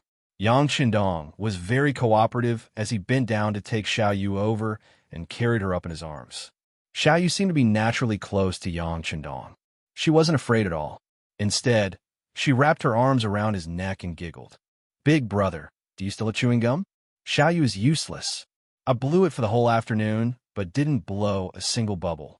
You said before that I can't keep in my mouth if it doesn't have any fragrance. I had no choice but to spit it out. As she spoke, Xiao Yu felt wronged. In the end, she was about to cry. In both Yang Shindong's previous life and this life, he was most afraid of women crying. Although Xiao Yu was not yet 10 years old, once she cried, it didn't matter her age. Okay, Xiao Yu, don't cry. Big brother still has some chewing gum. I'll give it to you, okay? After speaking, Yang Shindong took out a whole box of chewing gum from the pocket of his camouflage uniform like magic. There were a total of 100 pieces inside. This was what he wanted to give to Xiao Yu. Suddenly, there was so much chewing gum in her hand. At that moment, Xiao Yu's face was like the sky after the rain. She didn't look like she was going to cry. Instead, she looked happy. Then, she couldn't help but kiss Yang Shindong's face. Then, she giggled and said, Big brother is so nice. Xiao Yu likes you. Haha, I like Xiao Yu too. Yang Shindong laughed happily in a good mood. His mental age was already over 40. A girl who was less than 10 years old was indeed a child in his eyes. However, he forgot that he was only 16 years old. At that moment, Zhou was standing behind Yang Chendong. When she saw that her daughter and the sixth young master hit it off so well and that the two of them even said that they liked each other, she couldn't help but be overjoyed. When she saw that her husband, Wan Qi, was still stunned and couldn't recognize Yang Chendong's identity, she couldn't help but walk forward angrily and kick him lightly. "Idiot! Hurry up and recognize him. This is the sixth young master." We heard that the person who came was the sixth young master. Wan Qi was also stunned. During the day, he only saw him from afar. In addition, he wasn't wearing a camouflage uniform at that time. The light in the room was dim, so naturally, he couldn't recognize him. Now that he knew his identity, of course, he had a terrified expression on his face. After staying at the illegal docks for a long time, there was no one who hadn't heard of the sixth young master's name. Wan Qi was also influenced by him and had always been looking forward to it. Now that he finally saw the real person, he was naturally very happy. However, he didn't like to socialize. Other than standing there and smiling foolishly, he really didn't know what to do. Yang Chendong was more proactive. He first sent Xiaoyu into Zhou Hua's arms. Then, he looked at the reserved Wan Qi and said, "What's wrong? Mr. Wan, I'm at your house. Aren't you going to invite me to sit down?" "Oh, sixth young master, please sit down, please sit down." Wan Qi suddenly realized at this time. He quickly retreated and found a chair for Yang Chendong to sit down. After taking the chair, Yang Chendong first casually looked around the room. Although the area wasn't very big, it was clean. He couldn't help but nod his head in satisfaction. "Sixth young master, my house is really too simple and crude." Wan Qi noticed Yang Chendong's expression and said with an embarrassed face, "It's pretty good. Although the room isn't big, it's really neat and clean. It's just that the light is a little too dim." Yang Chendong seemed to have inadvertently found a problem. Then he shouted outside, "Bring the things in?" "Yes." The voices of Tiger's Mane and the others sounded outside the door. Then two things that looked like black planks and another thing that others couldn't name were carried into the room. "Put them on the ground." When Yang Chendong saw that the things were ready, he stood up with a smile on his face. Then his pair of nimble hands constantly fiddled with the things that were carried into the room, one by one. From beginning to end, it only took 1 or 2 minutes. Finally, he took out a transparent glass ball and placed it on a place in the room with a hook. After checking the wires and confirming that there were no problems with all the wires, Yang Chendong raised his head and looked at the puzzled faces of Wan Qi, Zhou Hua, Xiaoyu, Tiger's Mane, Beta Persei, and Yang Si. He said, "Are you guys ready? It's time to witness a miracle."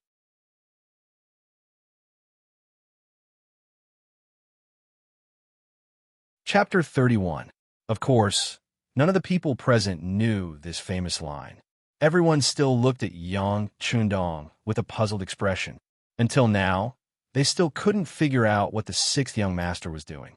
What would these things do if they were brought into the house? Yang Chendong saw everyone's puzzled expression. He knew that the foreplay was in vain, but it didn't matter. He was looking forward to seeing everyone's reaction when the electricity was turned on. However, in order to avoid any accidents, he reminded them in a friendly manner, "No matter what happens later, don't move around. Even if you fall, sit on the spot. Don't touch anyone else. It'll be bad if you get hurt." "What? What does that mean, sixth young master?" Zhou Hua was so curious that she couldn't help but ask. "Just listen to the sixth young master." Seeing that Tiger's Mane and the other two didn't have any doubts, and only his wife was still asking questions, Wan Qi reminded them, "It's nothing. In short, no matter what happens later, don't panic, and don't move around casually."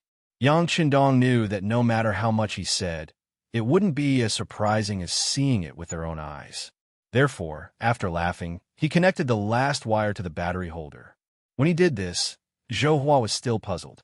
She couldn't help but ask curiously, "Sixth young master, why are you standing on the spot and not moving around?" Before Zhou Hua could finish her sentence, she couldn't help but scream first. Then it was Xiaoyu, Wan Qi, and Tiger's Mane, and the other two who couldn't help but scream. Outside Luan Chi's house, there were 10 soldiers sent to protect the 6th young master. Although this was an illegal dock, it was supposed to be safe. However, the 6th young master's safety couldn't be compromised.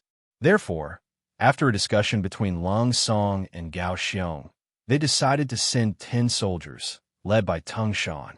All of a sudden, a series of screams rang out from inside, giving them a fright. However, what made the 10 of them even more puzzled was that they were originally hidden in the dark, but now their figures were revealed by the bright lights in the room. None of their concealment was effective anymore. "What's going on? Let's go in and take a look." Tung Shan reacted quickly. At first, his eyes lit up as if it was daytime. But after 2 seconds, he reacted and wanted to go into the house to check on the 6th young master's safety. Fortunately, Yang Chendong's voice came from the room. "I'm fine. You guys can stay outside." Was there really nothing wrong with the room?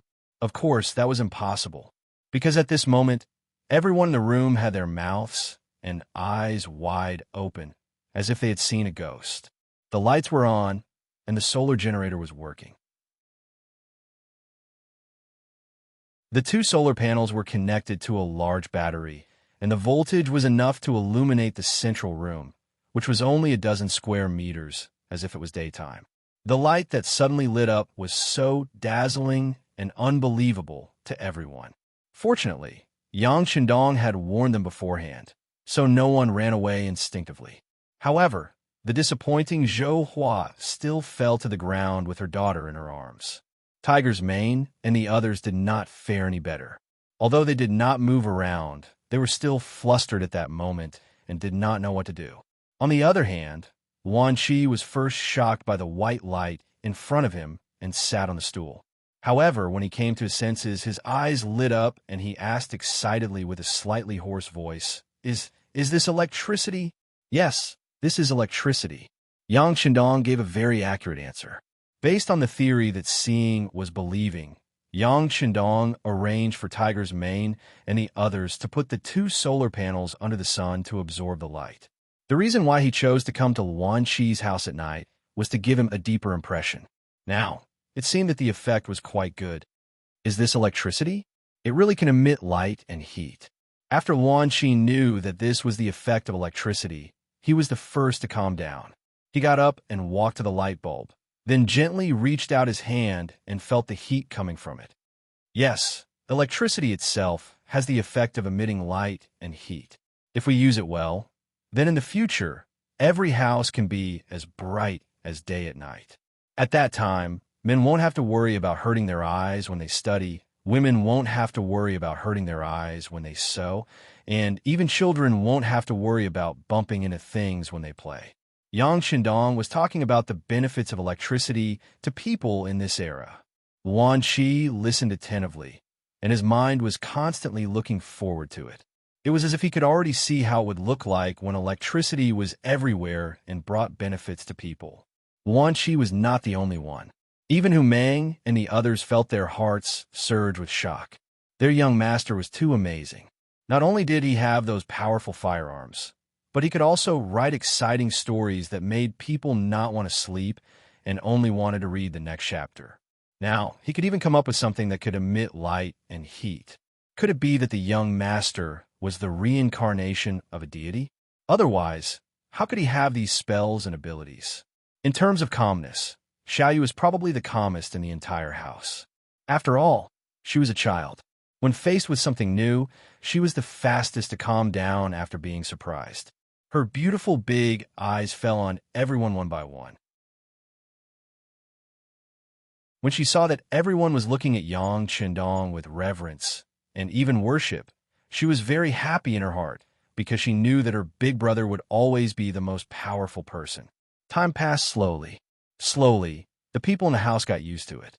Luan Chi took out a pen and paper excitedly. He had never seen electricity before. Although Yang Chendong said that it was lively in the book that he had read, seeing it was better than hearing about it 100 times. Now that he had seen it for himself, he knew that the book was not exaggerating at all. This electricity was indeed very powerful and very good. Since the 6th young master could bring electricity, he must be very familiar with it. If he still did not know that he should take the opportunity to ask for advice, then he was really a blockhead. This time, he came with the intention of dispelling his doubts. Yang Qindong had already prepared himself for Luan Qi's questions. For this reason, he had also learned some knowledge about electricity. Of course, that was only the most basic knowledge. For example, electric current was divided into direct current and alternating current. Electric wires were divided into fire wires and spirit wires, etc. However, these things that seemed simple in the future still brought great shock to Luan Qi. Combined with some of the things recorded in the book, he finally had a preliminary understanding of this new thing. Luan Qi, there are many ways to generate electricity. For example, coal can generate electricity, wind can generate electricity, light can generate electricity, water can generate electricity, etc. These require you to experiment step by step. This requires a long process of understanding. You can't rush it. Of course, you can tell me what you need. This young master will do his best to satisfy you. I just hope that in your hands, electricity can be owned by people as soon as possible. It can serve mankind and benefit mankind. Yes, I will work hard to learn and do it with my heart. Luan Qi saw electricity for the first time. It was the first time that he had a certain understanding of it. At this moment, his heart could no longer be calm. He even hoped that he could have the ability to not be tired and not sleep. That way, he could study electricity earlier. I believe he can do it. He patted Luan Qi's shoulder. How about this? In the future, you will be the factory director of the power plant. All right, I also heard that you are developing a machine to make clothes. Very good. You can tell me anything you need. When I'm not around, you can also look for Lung Song or Gao Xiong. They will unconditionally satisfy you. As for the future factory director, I think it will be better for your wife to be the one. Zhou Hua, who was standing on the side, didn't expect the sixth young master to talk about her. He even said that he wanted her to be the factory director, although she didn't know what the factory director would do. But thinking about it, it should be an official. Thinking that an illiterate woman like her could be an official, Zhou Hua instinctively wanted to decline. Seeing that Zhou Hua wanted to speak, Yang Qindong laughed and said, "Well, you don't have to refuse. I am not giving face to anyone. I know that you are skillful and have the ability to do so. Of course, it is not so easy to be an official."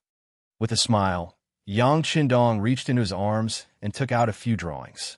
He handed them to Zhou Hua and said, "These are the drawings of some clothes. You can study them carefully. If there is anything you don't understand, you can find me at any time while I am here." Those were some sample drawings of military uniforms, as well as women's bras, underwear, and cheongsams. Most of the clothes of the Ming dynasty were long gowns and robes, which didn't look capable at all. Most of the clothes of the army were two-person battle jackets, which looked loose and not capable at all. It was far less practical than camouflage clothes. Although there were a lot of military uniforms in the warehouse, after all, the more they took out, the less there would be. For such a large number of consumables, of course, it was necessary to prepare for a rainy day. Yang Qindong knew that if these things were done well, not only would it be beneficial to him, but it could also be sold in large quantities and eventually become a very profitable industry. For this, he also arranged for people to buy a lot of cloth and silk. As for manpower, there were many men and women in the illegal docks. They could be used. It was equivalent to finding a job to better stabilize people's hearts. Electricity appeared. Just after Yang Qindong left, the illegal docks were so restless that night. People came to Luan Qi's house in groups just to see this treasure that could be as bright as day. Unfortunately, they could only see it from afar and not up close because Luan Qi protected these things as if they were his life. Even Gao Xiong and Lung Song could only stand outside the house and didn't have the opportunity to enter the house to see. Xiao Yu, on the other hand, took this opportunity to show off. Her little friends were all gathered in front of her house, looking enviously at the bright electric lights. They were jealous of the chewing gum in Xiao Yu's mouth and the blissful smile on her face, which was already able to spit out bubbles.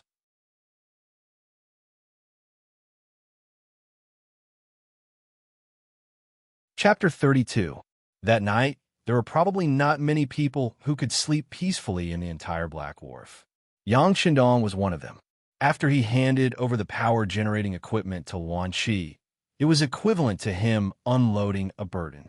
He also believed that with the other party's persistence and hard work, it was only a matter of time before electricity was created.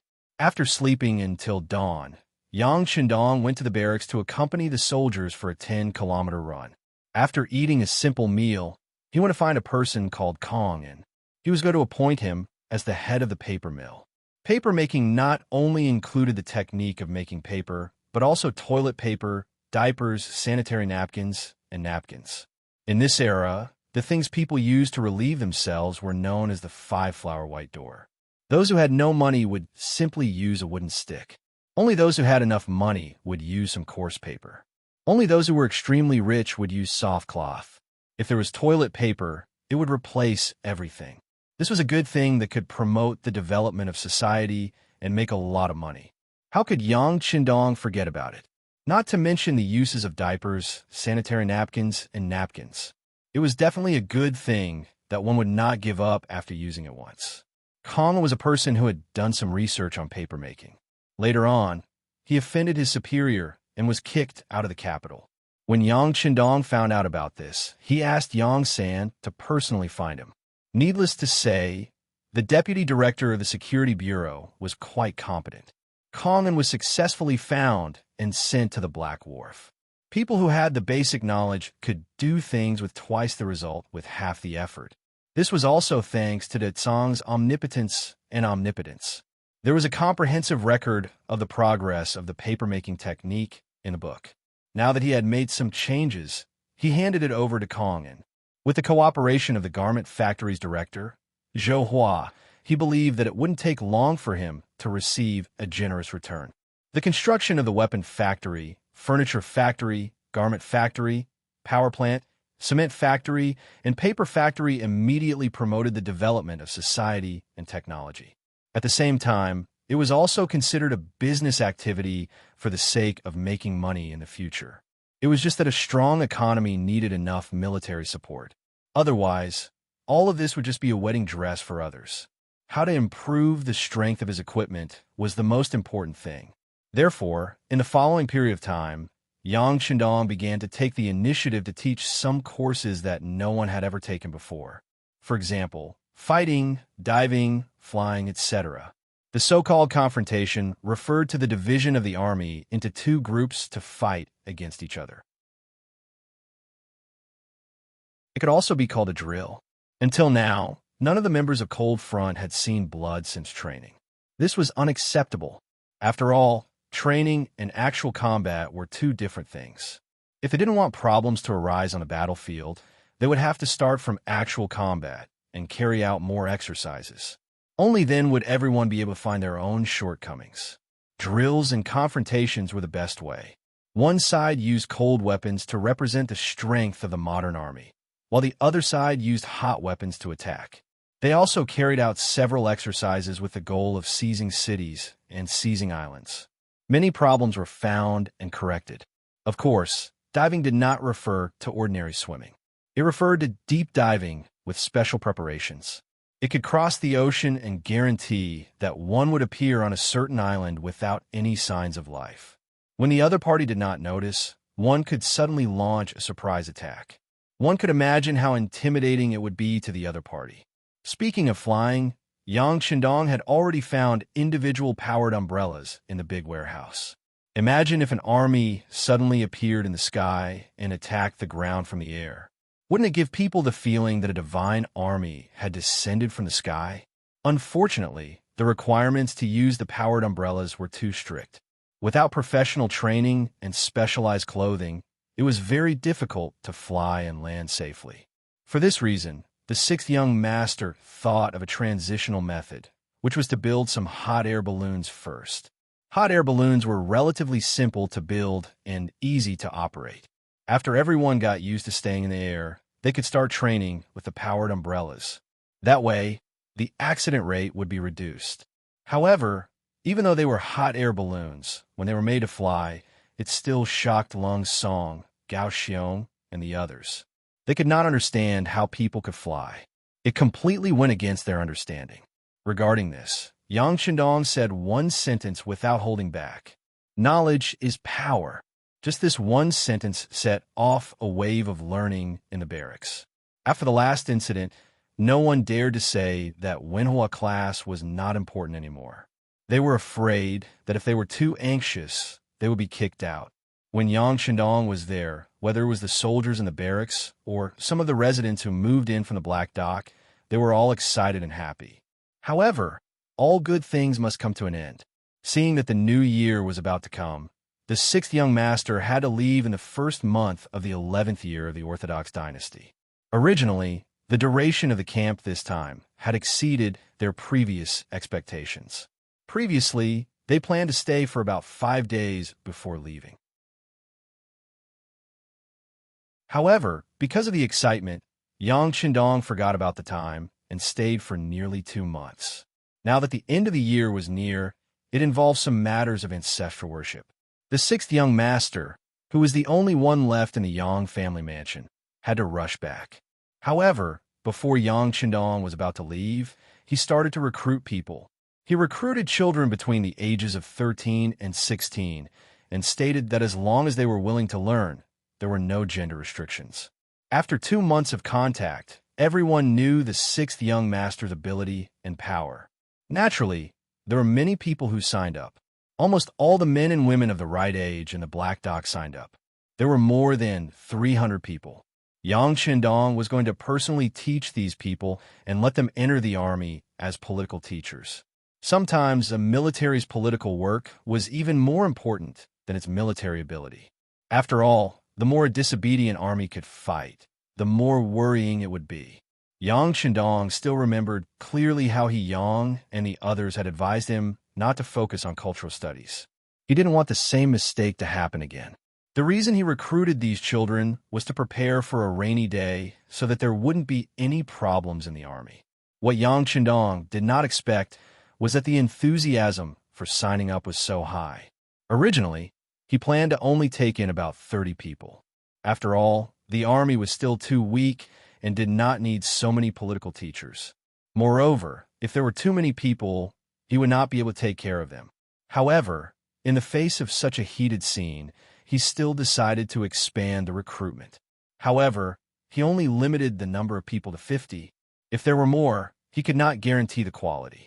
As such, when Yang Chendong said that he would only take in 50 people, fierce competition immediately began, and some people started to find ways to get in through the back door. Among them, what Yang Chendong did not expect was that the first person to find a way to get in through the back door was Zhou Hua. She brought her third son, Xiao Chun, and her youngest daughter, Xiao Yu. As soon as Zhou Hua entered Yang Chendong's office in the barracks, her face turned red. Obviously, she also knew that this kind of behavior was somewhat inappropriate. However, for the sake of her children's future, she still came without hesitation. Sixth young master, Ma Wan Qi is shy. He did not want to come here, so I brought Xiao Chun and Xiao Yu. Can you take a look and see if you can accept them? Zhou Hua asked with a face full of expectation. Yang Chendong had already heard about Wan Qi's family situation from Tiger's Mane. There were a total of 7 children. The eldest and second children were already of age and had signed up for the army. The fourth and fifth children were girls. Although the sixth child was a man, he had been in poor health since he was young. Therefore, only the third child, Xiao Chun, was left. He had just turned 15 years old, and Xiao Yu would be 10 years old after the new year. Most importantly, she admired Yang Chendong very much. This was why Zhou Hua brought her to try out this time. In fact, she did not have much hope. As long as her third son was selected, it was a good thing. He really wanted to reject this method of getting in through the back door. He wanted to create a fair competition system. However, Yang Chendong also knew that the selection of political teachers was different from other things. These people's backgrounds were very important. This was because if something went wrong with them, it would be a real problem. Wan Qi was already the director of the power plant, and Zhou Hua was the director of the garment factory. Both of them were contributing to the development of the illegal dock, or rather, Yang Chendong's power. Naturally, their children would have no problems in the political examination. It was more reassuring to use people like this. Since Zhou Hua had come in person, it was not good to refuse. He could not hurt her feelings. Yang Chendong thought about it for a while and nodded gently. Xiaochun, can you read? I can read, sixth young master. I can read, and I've also learned the new arithmetic you taught me. I can add and subtract numbers within 2 digits without any problem. Xiaochun finally had the chance to speak, and he cherished it very much.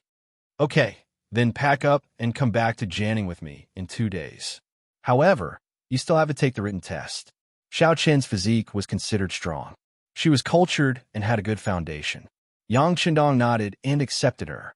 As soon as she heard Yang Chendong agree, Zhou Hua was overjoyed and said excitedly, "Quick, thank the 6th young master."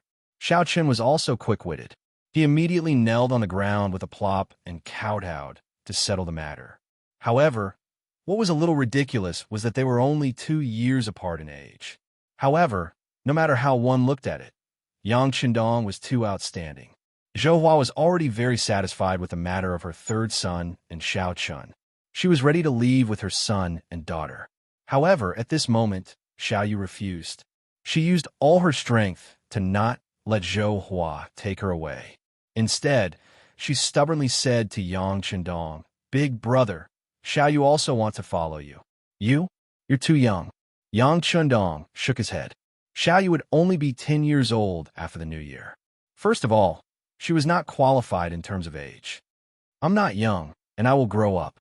The most important thing is that I listen to Big Brother more than anyone else. Xiaoyu shook her head like a rattle drum. Her eyes began to fill with tears. Xiaoyu's request put Yang Chendong in a difficult position.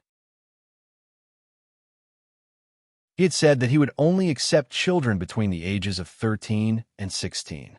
Xiaoyu was not qualified in terms of age. If he accepted her, what would others think? What would they think?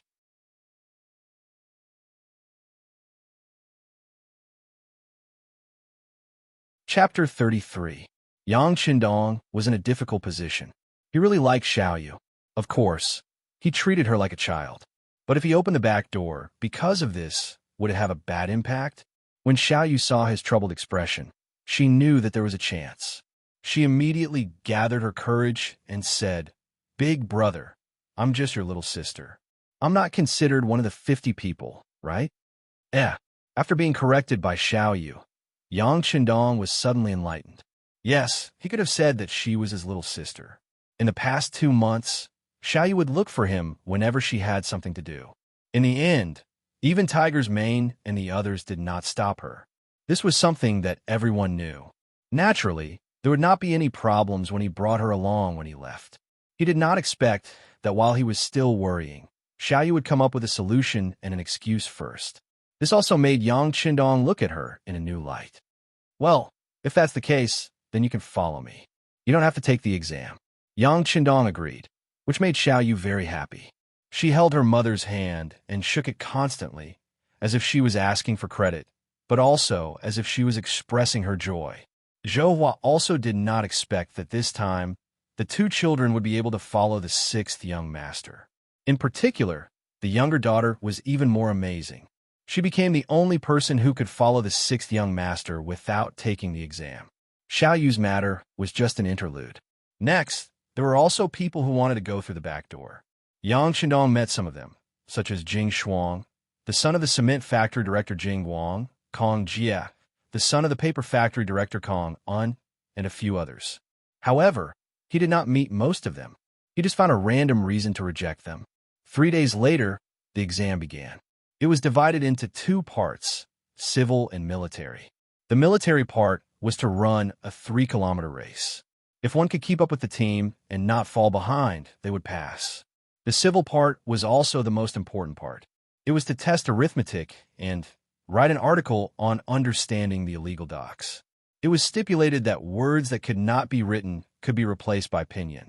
From this, one could see what they were thinking in their hearts. They also held the initiative in their hands to decide who they wanted to recruit. The test lasted for a day, and the final results were announced at night.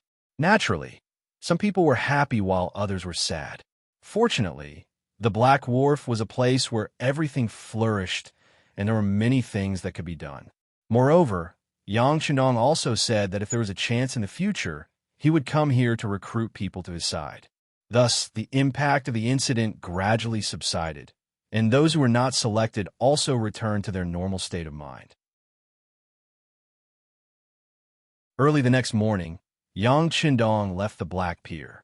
The selection was sent out before the sun rose, and it was requested that every person who was selected not be sent off by their parents. Otherwise, their quota would be revoked.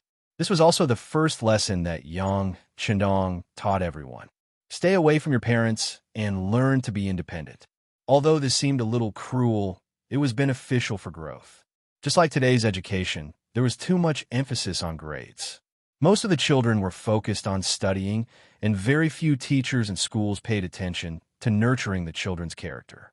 Yang Chendong's way of doing things was to start with independence. Then, he would let them suffer. Only such children could understand the warmth and coldness of human nature more deeply, and their chances of success when they grew up would naturally be much higher. 1447 A.D., the 11th year of the Zhengtong dynasty. The New Year's bell was rung. From this moment on, Yang Chendong was 17 years old. It had been nearly 2 years since he came to the Ming dynasty. From nothing to something, his power had developed to today. It was likely that other than a limited number of people, no one knew how powerful he was now. The new year was at the Yang family's old house. As usual, the servants of the old house were given silver taels to celebrate the festive year, and then they went to worship the ancestors. After that, Yang Chendong did not return to the old house. Instead, he went to the Yang family village in the name of breathing fresh air and looking for inspiration to write stories. There were 50 people there. No, 51 students were waiting for him to teach. They were going to face a 3-month study, which was mainly cultural classes and supplemented by physical training. The training was in full swing, and the Yang family village also showed a semi-closed management. Although people were allowed to enter and leave, the inspection was particularly strict. During this time, Yang Sen had already found a few people who were suitable for intelligence and security work. The standard to assess whether or not they could become official members was to closely monitor everyone who entered the Yang family village and find suspicious people. It was said that it was easy to do things with money. Now, in the streets and alleys of Jiangning Prefecture, who knew how many pairs of eyes of the Yang family were watching? They were either ordinary peddlers, waiters, or the boss of a grocery store. These people were not on the Security Bureau's list, and they did not even know who they were gathering intelligence for. These people only knew one thing, and that was that as long as they reported unusual things, they might be able to receive silver. If the matter was very important, they would receive even more rewards. People would die for money. Under such an incentive mechanism, naturally, a large amount of intelligence would be sent to Yang San every day. He would then hand over the valuable information to Tiger's Mane and give it to the 6th young master for review. With this mechanism, it could be said that once someone from the imperial court came to Jiangning Prefecture, any unfamiliar face would be immediately discovered. In fact, all this was Yang Chendong's overthinking and caution. No one in the imperial court would target him, a mere 9th-level governor of Jiangning Prefecture. If someone really wanted to deal with the Yang family, they would target the young masters and young ladies of the Yang family in the capital. Moreover, with Yang Rong's death, the power of the Yang family collapsed, and it could be said that it was difficult for everyone to protect themselves. Otherwise, it would have been more than a year since any of his relatives came to the old house of the Yang family to visit him. Of course, Yang Chendong's understanding was that these brothers and sisters must have their own difficulties. Perhaps they were in the capital and had no choice. In any case, he had heard from the old steward Yang Chendong that the young masters and young ladies of the Yang family did not have a good life in the capital. Even if they wanted to leave the capital, they had to report to their superiors, which was a little troublesome. Yang Chendong understood them a little. Moreover, after all, he had inherited this body. If possible, he would help them if he could. Indeed, no one in the imperial court paid attention to Yang Chendong. He just wrote a few wonderful stories in the Yang Bao. In the eyes of the big shots, it was just a side trick. He was only 17 years old, but he could be described as immature. Even so, no one would pay attention to him. Not to mention that the imperial court had its own difficulties. On the 17th day of the 11th year of the Zhengtang dynasty, the Minister of War, Kuang Yi, waited for a memorial, while a Yeshen annexed the Arutai tribe when his father was leaving, and he grew stronger day by day. The Wara wanted to invade the border, which caused the tension on the border. In the 3rd month of the same year, Ingzong ordered the World School to take the entrance exam for students. It meant that more students could be recruited. They were not official students, but in the form of reserves. It was an act of accumulating talents for the country. But it was tantamount to expanding the power of the landowning households and increasing the number of people who had special privileges. What was the special privilege at that time? To put it bluntly, they didn't have to pay grain for farming, and they didn't have to pay taxes for doing business. And these students occupied a large amount of the country's land, causing the quality of life of the commoners to drop by more than one level. Many people work hard for a year, and even when they had a good harvest at the end of the year, they still couldn't afford to pay the taxes. It was as the saying went, when the people prosper, the people suffer, but when the people die, the people suffer. Compared to the changes in the outside world, Yang Qindong was very well behaved. He stayed in the Yang family manor, saying that he was writing stories in peace and praying for his parents. In reality, he only used a little bit of time to write. Most of his time was spent on teaching these students. After such a long time, the manuscript of The Smiling, Proud Wanderer had already been completed, and the entire book had already been published. This time, many copies were sent to the capital, satisfying the appetites of some rich young masters and noble ladies. Following which, he started on the 4th book, The Legend of Chu Liuxiang. Once the new book was released, it was as popular as before. This time, it was released at the same time. Not only in Jianing residence, but also in the capital, it caused a frenzy of book fans. In the Hu residence, the elegantly dressed young lady Hu Yan was reading the latest issue of Yang Pao, which was serializing the legend of Chu Liuxiang. Hey! For some reason, Hu Yan suddenly scolded lightly, and then her face flushed red. That appearance was really shy and lovely. The maid Xiao Qing was dozing off when she was abruptly awakened by the young lady's movements. Then, she hurriedly looked around, and when she didn't see anyone else, she pouted and shook her head. "Young lady, are you going to scold Dong Shuai in your heart again?" "What Dong Shuai?" Hu Yan was confused. She knew about Xiang Shuai, and it was referring to Chu Liuxiang. But who was this Dong Shuai? What? Young lady doesn't even know about Dong Shuai? That's the name that everyone gave to the 6th young master of the Yang clan, Yang Qindong. In the book, he wrote that Chu Liuxiang had 8 close female friends, and that he liked all of them. Then, isn't this person also an affectionate young master? That's why everyone called him Dong Shuai. Xiao Qing brought out the words that she heard from others when she bought the Yang Pao. Hearing such an explanation, Hu Yan's face turned red, and she said, "That's right, that Yang clan's 6th young master must be a dissolute young master. People say that one can judge one's actions based on one's observation." Hu Yan looked very angry. In fact, the reason why she was angry while reading the book was because she hated Chu Liuxiang for loving every woman he saw. She didn't believe that a man could truly love every woman by his side. Although it was said that the young master of a large clan would take a few concubines, that was only for the sake of having a prosperous family. How could a man truly love every woman he saw? At the very least, she didn't believe it.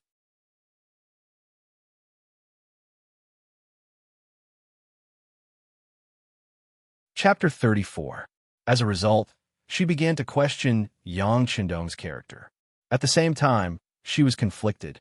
What kind of man was he? She could write a hero like Guijing, a sheik like Li Xuanhuan, a real man like Ling Huchong, and now a sentimental man like Chu Liuxiang. Which one was the real him? The more she couldn't figure it out, the more curious she became. Hu Yan couldn't help but fall into a state of distress. It was said that no one knew a daughter better than her mother. The person who understood Hu Yan the most was her maid, Xiaoqing. Seeing how troubled her mistress was, she naturally had to stand up and help her. She immediately took the initiative to say, "Mistress, I heard that Lord who has accepted a mission to the south to investigate some military matters. Why don't you let him go to Janning Manor and meet this Yang Chendong? Wouldn't everything be clear then? Ah, let your father go? Can he agree?" Although Hu Yan's heart was somewhat moved after hearing this, it was more of a lack of confidence. Why wouldn't he agree? This is a father-in-law looking at his son-in-law. Besides, it's just a matter of convenience. What's wrong with that? As long as mistress uses your entanglement technique, Lord Hu won't disagree. Xiaoqing seemed to know her mistress's father very well and appeared to have a card up her sleeve. Ah, what do you mean by a father-in-law looking at his son-in-law? Xiaoqing, you dare to speak nonsense? You're asking for a beating.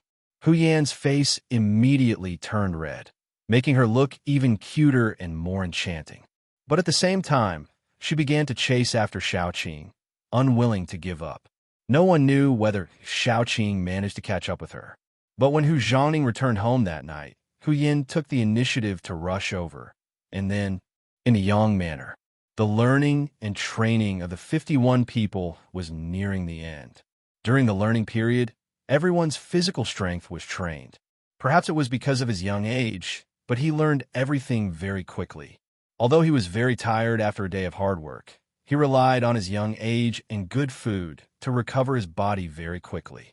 In terms of fighting strength, they were naturally inferior to the first batch of Lung Feng. But in terms of loyalty, they were definitely higher.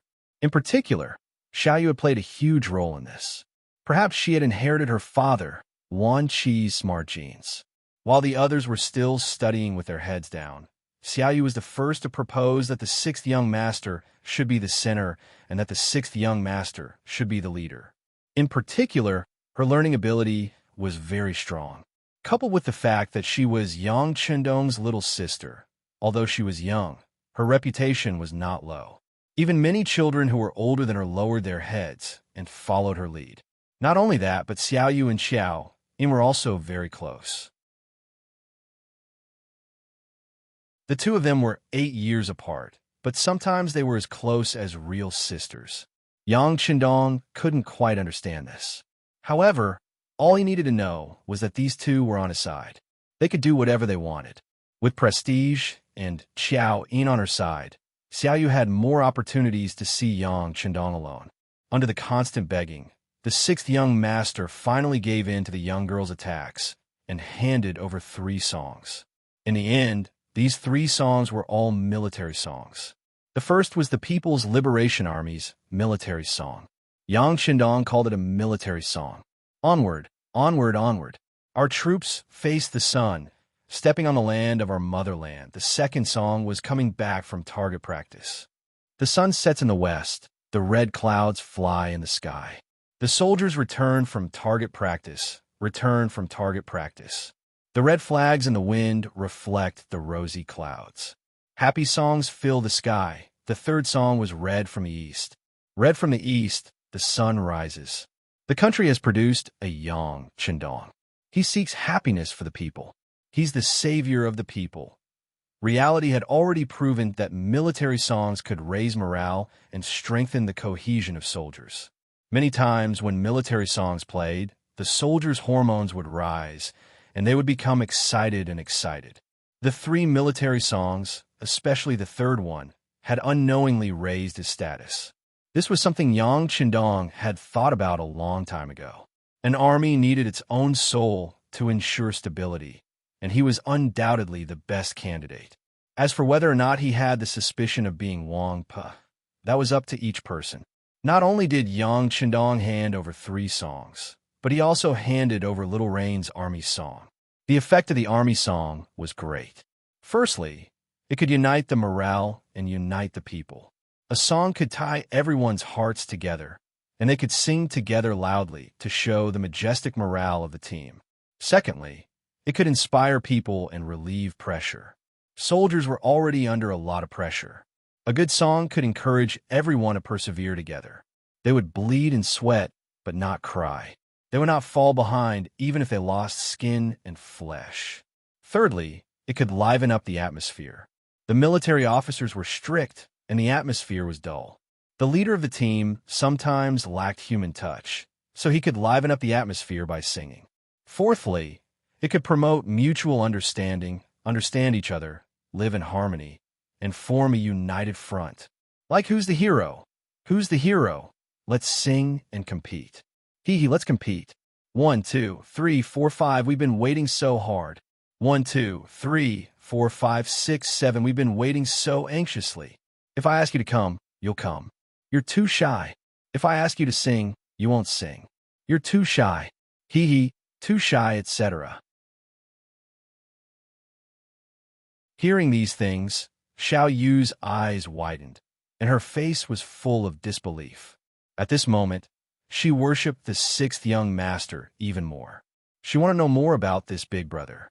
What was in his head? Why did he have so many new and good things?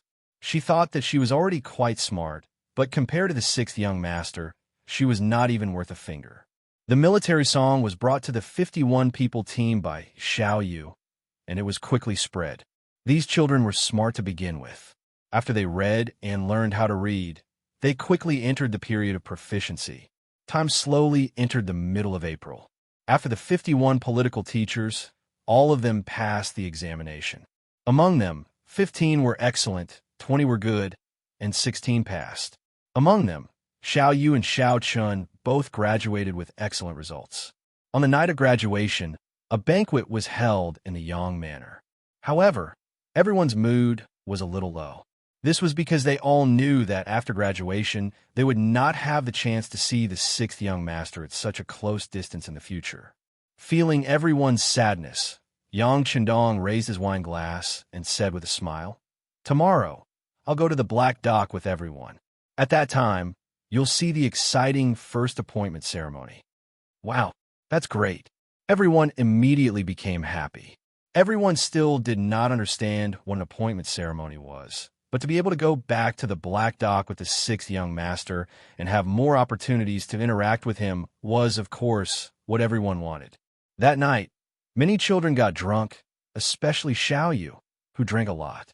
She fell asleep in Yang Chendong's arms with a red face. In this regard, Yang Chendong did not have the slightest intention of blaming them. It was rare that he did not call for an emergency meeting at night. He knew that the 3 months of training were very difficult for these children. Their nerves were especially tense. Now that they had finally graduated, it was time for them to relax. Nothing happened that night. The next morning, everyone thought that they had set foot on the road back to the Black Dock with a new spirit.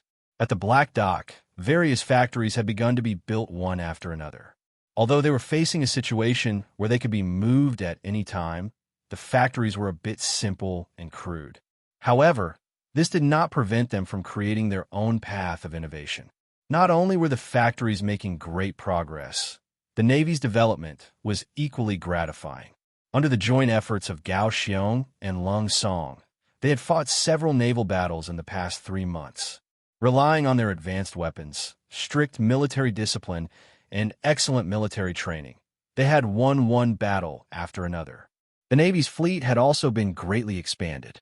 It was no longer like before when they only had 2 or 3 ships. Now, apart from the treasure ship, which was no longer being built in the Ming Dynasty, they had 1 second-class horse ship for third-class grain ships, 10 fourth-class ships, and 25th-class warships. When Yang Chendong brought 51 teachers to the Black Dock, the first thing he saw was this scene.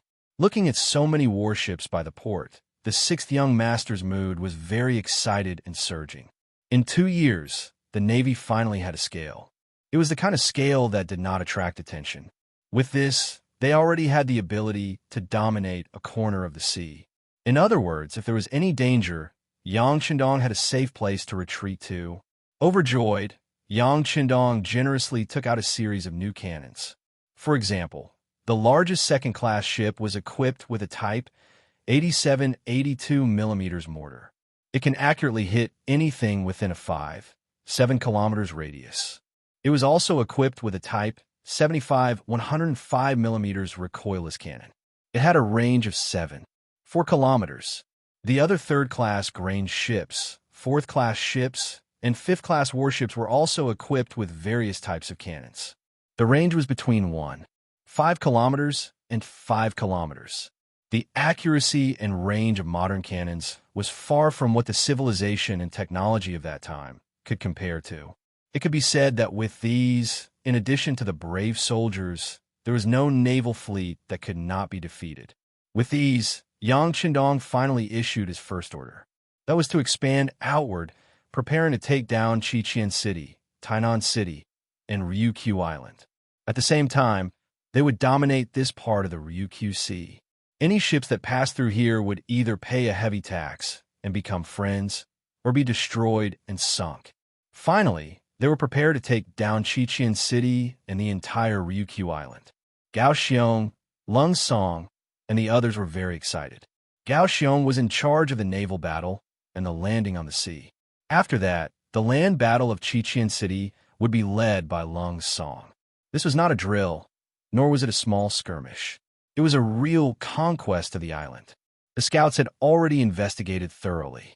There were 30 to 40,000 people living in Chokin Castle, and the entire Ryukyu Island had more than 200,000 soldiers and soldiers. If they were to occupy that place, it was easy to imagine how huge the base would become.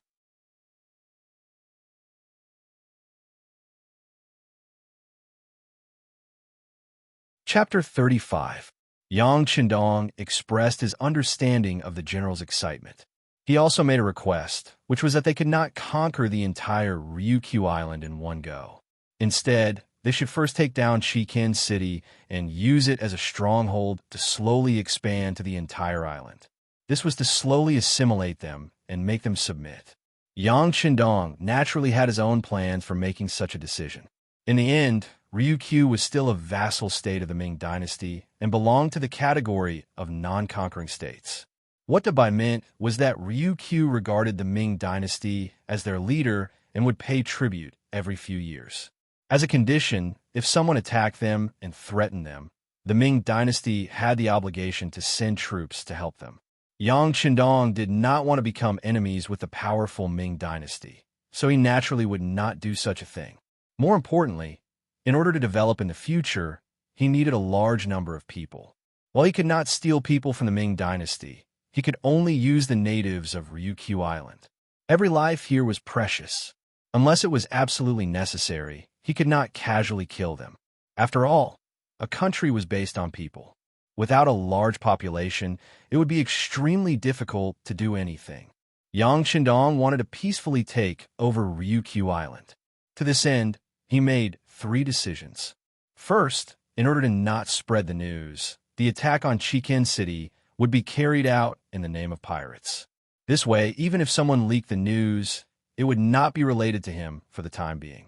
Second, he strengthened his control over this area of the sea. He only allowed people to enter and not leave Ryukyu Island. Anyone who left the island would be strictly checked. If there were suspicions, he would be detained. In short, he would not allow anyone to spread the news of Ryukyu being attacked. Third, when attacking Ryukyu Island, he could use both civil and military forces. That was, he could use military force to intimidate. For example, when attacking Qiqian City, he could use cannons and modern firearms. He had to take down the city with lightning speed and intimidate the people. Afterward, the political instructors began to work, focusing on persuasion and persuasion. In addition, various factories were built one by one.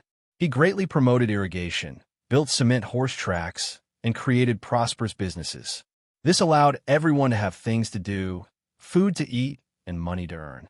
When a person had enough to eat and drink, they would get used to this kind of peaceful life. Their thoughts of rebellion would fade a lot, and it would be easier to manage. As for the issue of feeding everyone, Yang Qindong had already made relevant arrangements. He took out a lot of potatoes from the big warehouse and prepared to plant them on Ryukyu Island.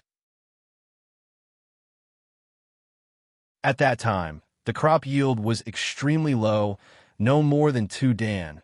1 dan is equivalent to about 188 caddies today. Potatoes, however, could yield as low as 15 dan and as high as 20 or 30 dan. With this item, it would not be difficult for the commoners to fill their stomachs. Everyone had their own problems, and it was easy to solve the problem at work. The roads on Ryukyu Island needed to be repaired, and new cement houses needed to be built. All of these required a lot of men. Moreover, he would need a lot of manpower to build a glass factory and a granary in the future. As for women, they could work in garment factories. Those who were cultured could become teachers. They could also learn new songs and join the propaganda team. They could also enter the hospital after learning new songs.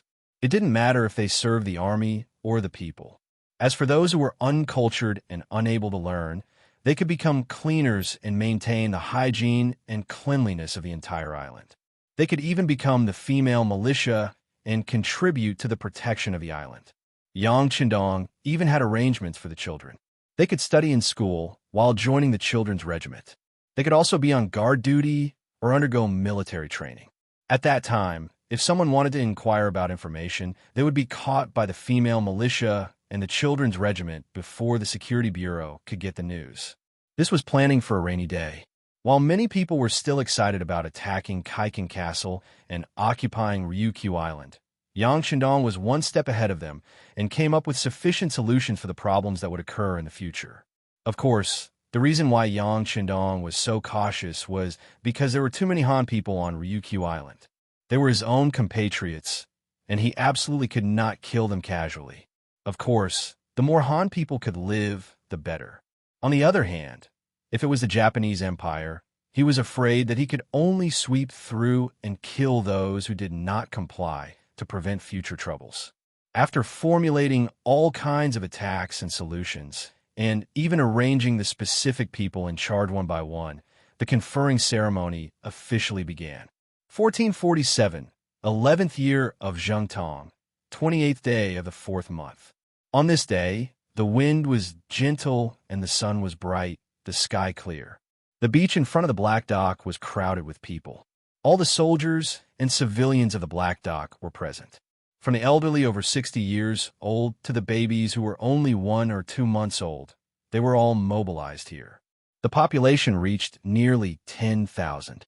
This was specially emphasized by Yang Chendong. The conferring ceremony was solemn and formal, so it naturally needed to be watched by all. Right now, there were still very few people under him, so he had to mobilize all of them. When the next conferring ceremony came, there was no need to mobilize the elderly and children. Even the common people, under the semi-military management, stood in an orderly manner. No one made any disturbances. Other than a few babies crying out because they were hungry, there was no other sound. At 9 o'clock in the morning, Yang Chendong, who was dressed in military uniform, was the first to walk up to the temporary cement award platform. He walked to a standing microphone that he had obtained from the warehouse. It was connected to 4 huge loudspeakers, enough to ensure that his every word would be transmitted to everyone's ears. Yang Chendong, dressed in martial attire, was wearing the marshal's uniform. A souvenir from the warehouse was found. The marshal's epaulette was golden yellow with red edges. It was 14 centimeters long and 8 centimeters wide. There was an additional circle of silver-white pine branches around the epaulette. The 2 national emblems on the epaulette were made of pure gold. The star emblem and pine branches were embroidered with silver thread. The layer of golden yellow on the epaulette was made of pure copper wire and then gilded. The cap emblem, star emblem, and symbols of the marshal's uniform were also made of pure copper. The golden areas were gilded with gold, and the silver-white areas were gilded with silver. The chest area of the marshal's uniform was embroidered with golden ribbons and tassels. The cuffs and collar were embroidered with golden embroidery. The edges of the pants were embroidered with golden and bright red stripes. They were all embroidered with pure gold thread. Wearing the blue military uniform, Yang Chendong's figure was even more tall and straight. Paired with the shiny leather shoes and the majestic cap, it instantly gave people the feeling that they had to look up to him. Yang Chendong, wearing white gloves, first solemnly raised his right hand and saluted in a very standard military salute. Then he decisively put it down and looked at the people below the stage. He said in an excited voice, "Today, all of us will be here to witness the arrival of a sacred moment, and that is the military's conferring ceremony. The military's duty is to protect the country. Their existence is to protect everyone's lives and property. In order to complete this mission, they have to sacrifice their youth and even their lives. Therefore, being a soldier is glorious and sacred. The military cares about the family and forgets about the family. They can't be blasphemed. However, since ancient times, no country in history has ever had a military holiday. This is unfair and unjust. I, Yang Chendong, hereby announce that in order to show my respect and gratitude to the military, August 1st of every year will be Army Day. This is a military holiday, a holiday unique to them. That day belongs to them. Glory and glory will only bloom for them. Long live the sixth young master. Long live the sixth young master. It was the first time that the status of a soldier had been raised to such an extent. For a moment, the excited soldiers below the stage began to shout loudly. They shouted with all their might to express their feelings of being soldiers who would die for their friends. In the crowd, Xiaoyu was also tearing up when she heard Yang Chendong's words. Seeing that everyone's morale was so high, she was excited. She suddenly had a bright idea and sang loudly, "The east is red, the sun rises." The country has produced a Yang Chendong. He is the people. As soon as Xiaoyu started singing, her voice immediately became louder. The other 50 teachers who knew this song sang loudly at the top of their lungs at this moment to express their feelings. As for the other soldiers, they could only stare with their eyes wide open. They couldn't get a word in. After all, they hadn't learned this song yet. But even so, the singing of 51 people, no, it should be 54 people. There were also Qiao Yin, Beta Persei, and Yang Si from Jiangning Prefecture. 54 voices shouted loudly. It was not a small momentum. They smoothly finished singing the first time. The general idea of the lyrics was also heard by the other soldiers. He Yang, Song to Shang, and the other 5 teachers felt the meaning of this song. They made up their minds to find Xiao Yu and the others immediately after the ceremony. They must learn this new song first. After Dongfang Honga finished singing, the scene quieted down again. Yang Chendong's eyes were bright. He said in a loud voice, "Next, we invite the conferring personnel to come to the stage. The ceremony officially begins." As soon as he finished speaking, the sound of orderly footsteps could be heard on the stage. Tiger's Mane took the lead, followed by Gao Xiong, Lung Song, Yu Guang, Tung Shan, and Xiao Feng. They were all dressed in uniform. Among them, Tiger's Mane, Lung Song, Tung Shan, and Xiao Feng were dressed in pine branch green. They looked more calm and dignified. Gao Xiong and Yu Guang were dressed in white navy uniforms. They looked so dazzling and radiant. 6 sets of uniform were neatly worn on their bodies. They looked so neat and straight. Coupled with the large caps with the badges of the 88, they looked even more spirited and elegant. On their feet were black leather shoes that no one had ever seen before. A pair of white and clean gloves made them look very capable and imposing. As soon as this outfit came out, many young ladies and young wives in the audience widened their eyes. Some of the bolder ones were already blushing. They didn't even know where to put their hands.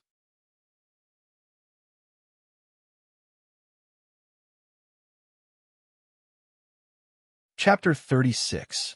At this moment, Tiger's Mane and the other 5 were also very excited, especially Xiao Feng. He was not famous and was only an old member of Lung Feng. However, because of his outstanding performance, especially during the recent naval battle, he cooperated with Yu Guang to take over the largest horse ship. He was the first to board the ship by diving and controlled more than 200 people on the ship with a Type 81 rifle. He was recorded as a great merit after the battle. This time, Yang Chendong directly included him in the first batch of 6 officers for the conferment ceremony. Tiger's Mane and the other 5 walked excitedly in front of Yang Chendong, who was wearing the commander's uniform. Then, a gorgeous long military rank appeared on the empty epaulettes. Just now, everyone felt that Tiger's Mane and the other 5 were lacking something. When the military ranks, collar flowers, and the Type 81 insignia were put on one by one, their spirits were lifted, They gave off a feeling of perfection and impeccable. Among the 6, Tiger's Mane was given the rank of captain, which was also the highest among the 6. Gao Xiong and Lung Song were given the rank of first lieutenant, while the other 4 were given the rank of second lieutenant. These were the 6 officers under Yang Chendong. After being conferred their ranks, the 6 of them uniformly saluted Yang Chendong and at the same time declared their loyalty to the 6th young master and the people. Then, a large number of soldiers who had passed Long Feng's training walked up the stage. There were a total of 320 people, including He Yang, Song Desheng, and the other 4 instructors. This time, the 5 of them were not selected as officers. This was a lesson that Yang Chendong wanted to teach them. This kind of punishment was not excessive for underestimating the importance of cultural studies.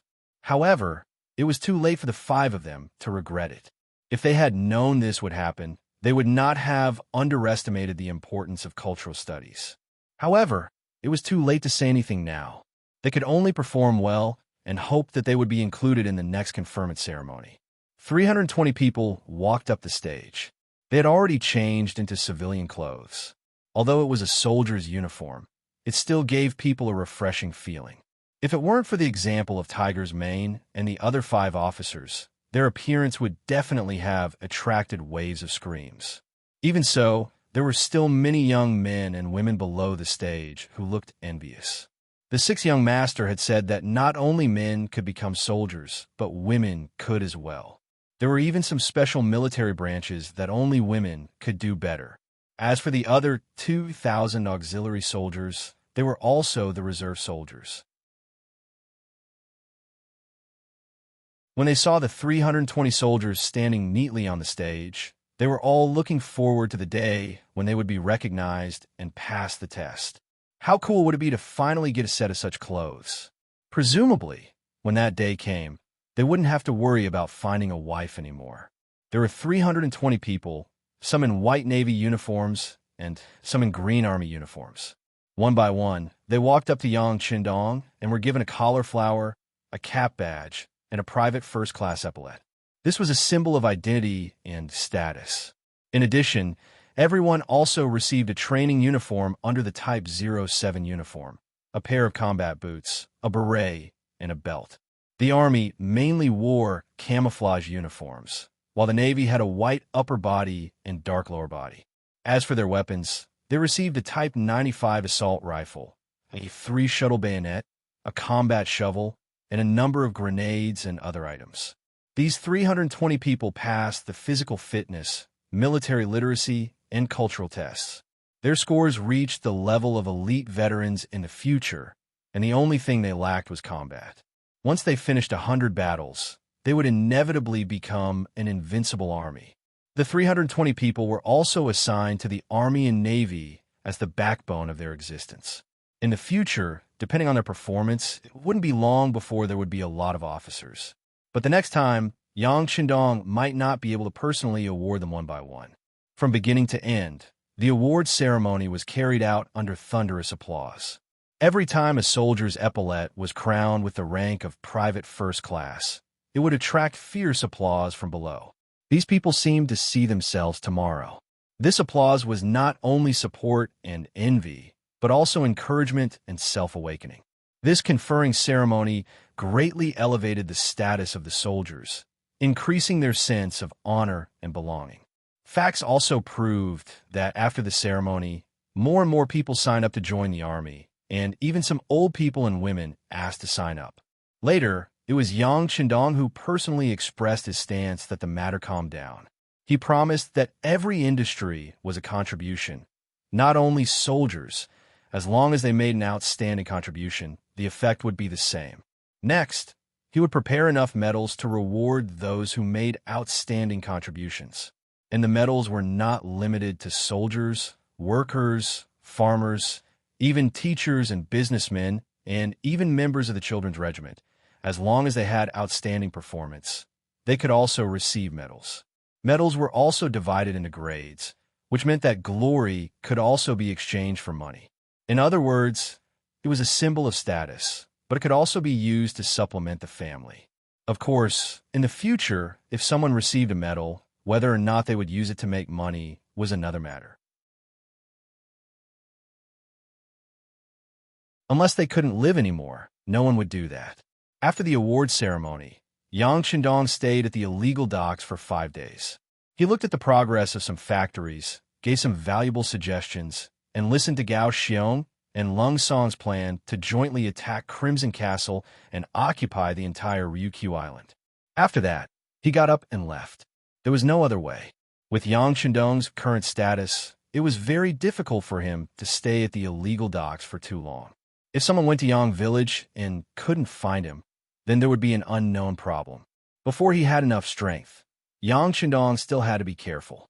After bidding farewell to Lung Song, Gao Xiong, and the others, as well as the sobbing Xiaoyu and the others, he finally got into the carriage and returned to Janning Manor after he repeatedly promised that if Xiaoyu performed a meritorious deed, he would personally confer the title to her.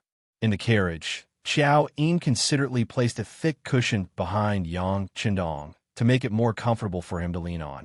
After watching Xiao Yin carefully do all this, she lowered her head and didn't say anything. Yang Qindong could tell that she had something on her mind. He smiled and moved his head closer.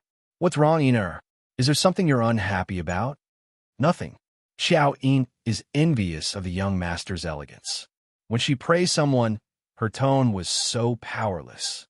Yang Qindong was even more certain of his judgment. His expression also became more serious.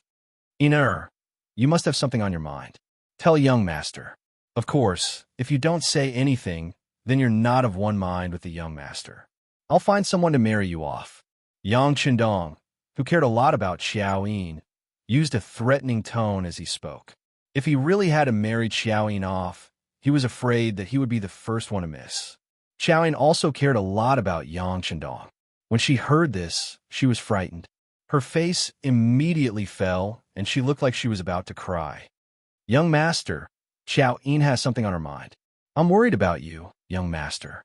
You mustn't marry Iner off."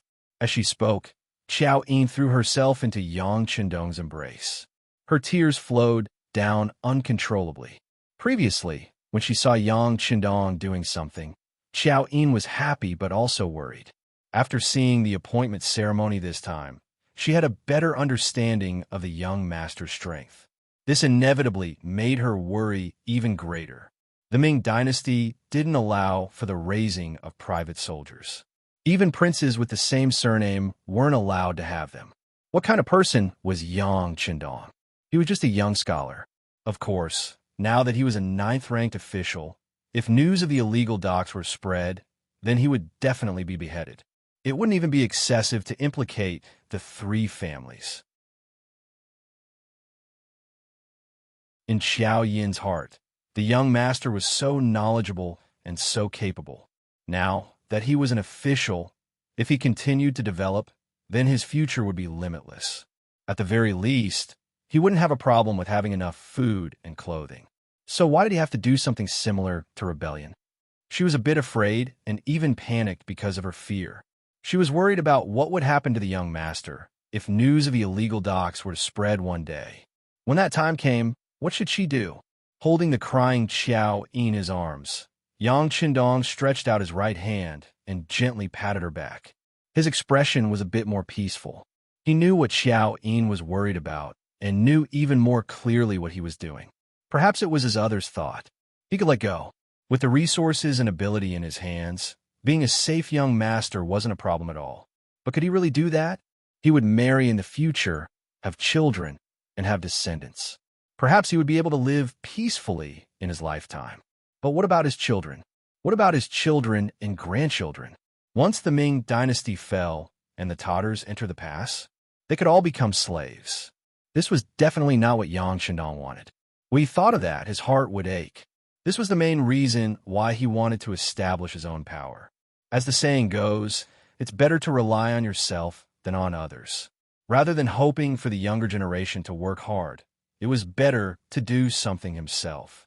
At the very least, he would create better conditions for them. Even if there was danger, under the powerful protection and umbrella he established, he would have more time and opportunities to avoid disaster. Of course, Yang Shindong had a bottom line when doing things. That was, he wouldn't take the initiative to make a move against the Han people. Because they were his own people, he would unite as many as he could and help as many as he could. Unless they killed themselves, he wouldn't make a move against them. Secondly, it would depend on the attitude of the imperial court towards him. If he could use his thoughts to influence the emperor and make him make some reforms that would benefit the people and govern the Ming dynasty well, his power would only be on the sea and not on the mainland. It was still the same sentence. Yang Shindong had always admired the backbone of the Ming dynasty. He also admired the emperor's behavior of guarding the country. At the very least, the emperors of other dynasties couldn't compare to him in this aspect. But what if he couldn't influence them? Then he could only play by ear. Since Yang Shindong was blessed by the heavens to come to the great Ming dynasty and brought so many good things, if he didn't do anything, wouldn't he be betraying the heavens? At least, that was what he thought.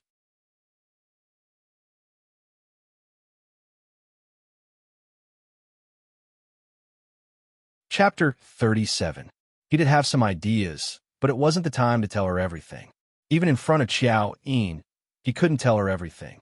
Could he tell Qiao Yin that the great Ming dynasty would be destroyed in less than 200 years and would be ruled by the descendants of the Jurchens? At that time, would all the Han people be left behind and become slaves of the Manchurian Qin? Even if he was willing to tell her, even if Qiao Yin worshipped him, she probably wouldn't believe him. Since that was the case, there was no point in saying more. It was better to follow his own ideas. Iner, I know what you're worried about. But look, isn't the young master fine now? Moreover, I've already made them prepare to leave the illegal docks. Once they find a new place to live, there won't be any leaks. Young master, I will be safe. Young master, do you know what Iner is worried about? I only thought of this method to take them in because I pitied them. In fact, Iner also saw that the people at the illegal docks, regardless of gender or age, which one of them isn't living happily? Presumably, this kind of life is something they didn't even dare to think about before. And I, young master, have helped them realize it. Isn't this also a great merit? Iner, there's no need to think so much. In a person's life, danger is everywhere. If you're not careful, you'll be hit by a rock or struck by lightning. Sometimes, you'll even choke to death while drinking water. Life is short. It's like a fleeting cloud. Since we're lucky enough to come to this world, of course, we have to do as much as we can to do what we like. That way, we won't live in vain. Don't you think so? Also, young master can promise Ina that as long as we're not in danger, these people will only move around at sea and won't appear beside us. What do you think? While persuading her, Yang Shindong gently stroked Xiao Yin's back, down to her hair, and finally cupped her cheeks and looked at her seriously. Really? Will they affect the young master if they're just out at sea? Originally, Xiao Yin was only worried about Yang Shindong. She was afraid that her actions would be known by others and that the imperial court would punish the young master. If that happened, it would be equivalent to her being ruined. If that happened, there would be no meaning in her life. More importantly, Xiao Yin believed that since she was the young master's personal maidservant, she had to stand up and warn him when she saw that something was dangerous. This was her duty and responsibility. Now that Yang Shindong said that there was no intention of rebellion, and that as long as there was no danger, those people would only stay at sea, they immediately became happy. Of course, what has the young master ever lied to Iner? Yang Shindong saw that Xiao Yin had been persuaded and his mood improved. He reached out his hand and tapped Xiao Yin's nose. Only then did Xiao Yin realize that she was so close to the young master. Her face immediately turned red, and when she felt a light scratch on the bridge of her nose, she threw him a coquettish look and said, "Young master is naughty." At this moment, Xiao Yin was so charming. In addition to her good looks, she had been eating well and sleeping well for the past 2 years. Her body had already become plump. All of this caused Yang Shindong's heart to sway. Even his body began to react. Cough. In order to avoid awkwardness, he felt that his body was only 17 years old. It was still too early for him to do certain things. He should wait a little longer. Otherwise, it would be detrimental to his health. Thus, he forcefully suppressed the excitement in his heart and tilted his head. With a sleepy expression, he said, "That the young master, is tired. He wants to sleep for a while." Xiaoyin had already noticed Yang Qindong's tall tent. She was already 18 years old, so she had already heard about it from her mother in the Yang family's old residence. Her face immediately turned red. Her heart was filled with joy because this proved her charm. However, she still said with concern, "Young master, if you're tired, then go to sleep. When it's time to eat, I'll have a tiger's mane stop and call you." Okay. At this moment, Yang Qindong felt very uncomfortable. He had actually lost his composure in front of Xiao Yin. After all, he had lived 2 lives. His mental age was already 40 years old. This really shouldn't be happening. He didn't know how to deal with the awkwardness in front of him. He simply tilted his head and went to sleep for a while. June 1447. Duke Ingzhang Fu's farmland was seized. Eunuch Xi Ning tried to seize Duke Ingzhang Fu's farmland, but Zhang Fu refused. Xi Ning's brother, Xi Sheng, led his dying slaves to beat up Zhang Fu's wife, causing her to become pregnant and die. Zhang Fu complained to Ingzong, but Ingzong refused to help Xi Ning's brother. Afterwards, Xi Ning instructed the Qing County magistrate to falsely accuse Zhang Fu of seizing 20 hectares of farmland. In June, Zhang Fu was ordered to return the farmland to the people. Zhang Fu could only obey. He was an old official of 4 dynasties and a meritorious official in the Battle of Jingnan. He led the army south to conquer Annan, destroyed the Hu dynasty, and achieved countless military merits in 3 expeditions to the north. However, in his later years, he still couldn't avoid being bullied. Even a random eunuch could give him a hard time. Even if he complained, he wouldn't receive the emperor's favor. This represented the immense power of the eunuchs. Many old officials were bitterly disappointed. However, in order to not be implicated, no one dared to stand out and say a few words of justice. When the news spread and reached Yang Qindong's ears, he couldn't help but sigh. From this matter, he seemed to have seen his own future. Once he entered the capital and became an official, he would have to deal with eunuchs. At that time, how could he let them have their way? If he really offended them, who knew if the same thing would happen to him? If that was the case, wouldn't he have to swallow his pride like duking? He had made so many contributions and was an old minister of several dynasties. In terms of qualifications and experience, he could be considered qualified. However, he was still unable to escape the fate of being bullied. This was tantamount to sounding the alarm bell for Yang Qindong. It made him firmly believe that maintaining a sufficient armed force was extremely important. A month later, good news came from the Black Pier. After careful planning, Gao Xiong and Lung Song had worked together, and 7 days ago, they had successfully taken Crimson City and taken control of the situation there. The messenger had also sent a few plans and blueprints for the construction of Crimson City. Once the 6th young master agreed, they could begin to implement them. Holding the map of Crimson City, Yang Qindong did not sleep for the entire night. He spent half the morning perfecting the map and marking the locations of the factories. After that, he wrote a letter to Gao Xiong and Lung Song, congratulating them on their victory. At the same time, he reminded them not to be arrogant. They had to follow their previous plan and slowly expand their territory and influence through assimilation. At the same time, they had to seal off Ryukyu Island so that only people could enter and not leave. They couldn't allow any news of what had happened there to be leaked, especially to the Great Ming. For the sake of safety, Yang Qindong's method of communicating with others was always in the form of a secret letter, which was written with sugar water. Sugar water was a carbohydrate, an organic substance.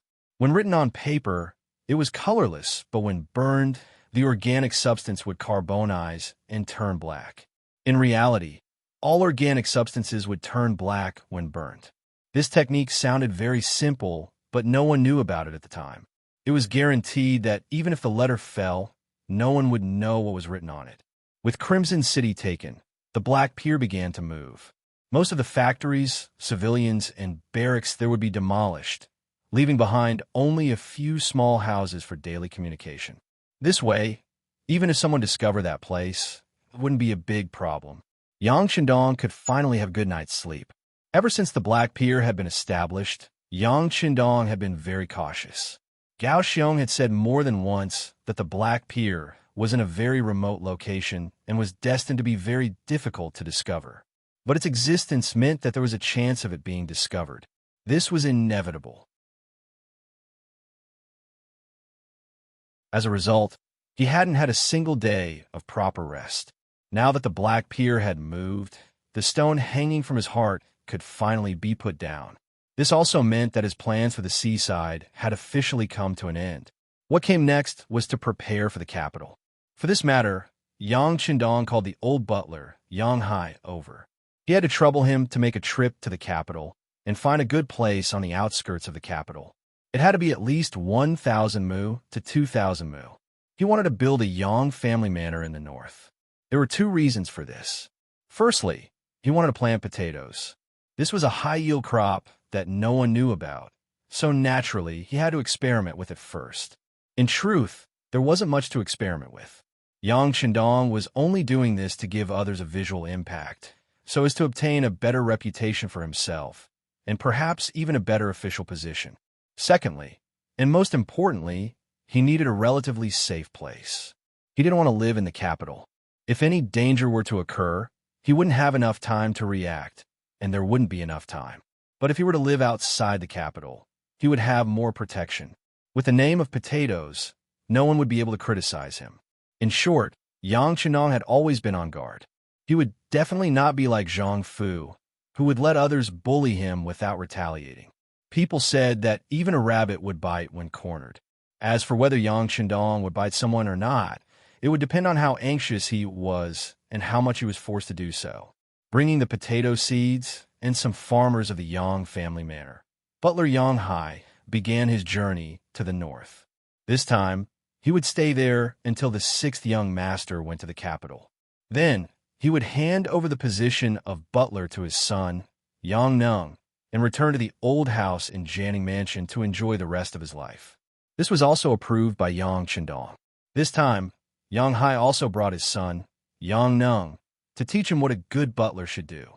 Everything seemed to be going very smoothly, and Yang Chendong was only waiting for the coming year. Once the mourning period was over, he would enter the capital and pay his respects to the prosperity of the capital. But just as he was about to do so, an unexpected guest suddenly appeared outside his old estate.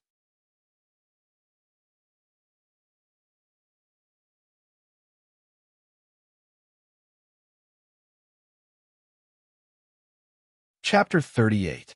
Yang Chendong, who was writing the Chu Liuxiang series of stories, Legend of the New Moon, suddenly saw Tiger's mane rushing over from the corner of his eye. Beside him, Xiao Yin was still grinding ink as if she hadn't heard him. Yang Chendong coughed lightly. "Yin, our young master is feeling a little thirsty." "Oh, Xiao Yin will bring some tea for young master." Xiao Yin apologized and left. Tiger's mane flashed into the study and said with a hint of anxiety in his voice, "Young master, someone saw a dozen strangers in the city. They have embroidered spring blades on them, and 3 of them are heading towards our old mansion." "People from the embroidered uniform guard?" Yang Chendong frowned when he heard the name embroidered spring blades. He couldn't figure out what these people were doing here. Did they discover something? That shouldn't be the case.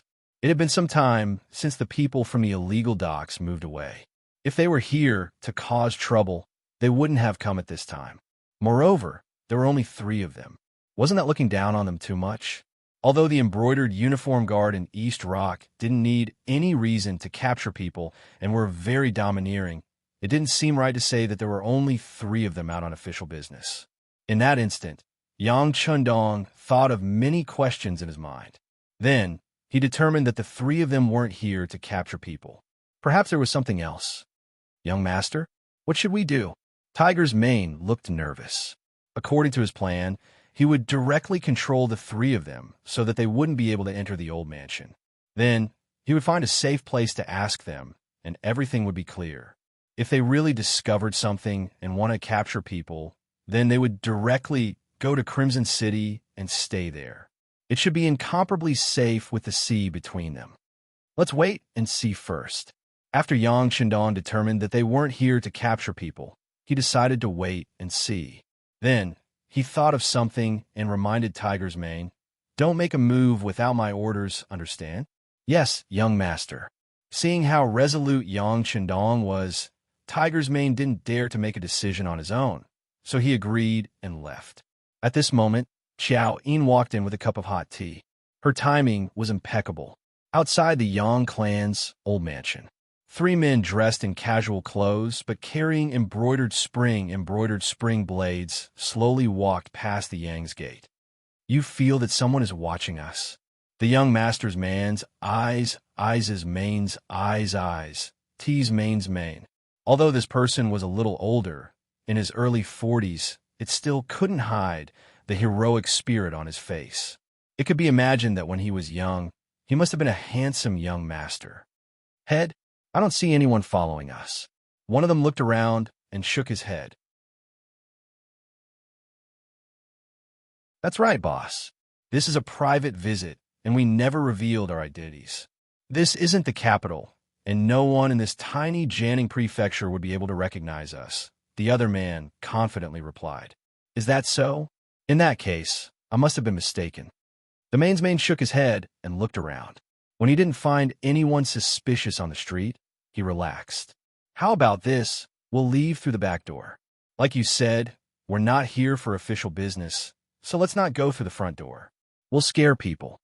The three of them paused on the street for a short while before taking a detour to the back door of the Yang's mansion.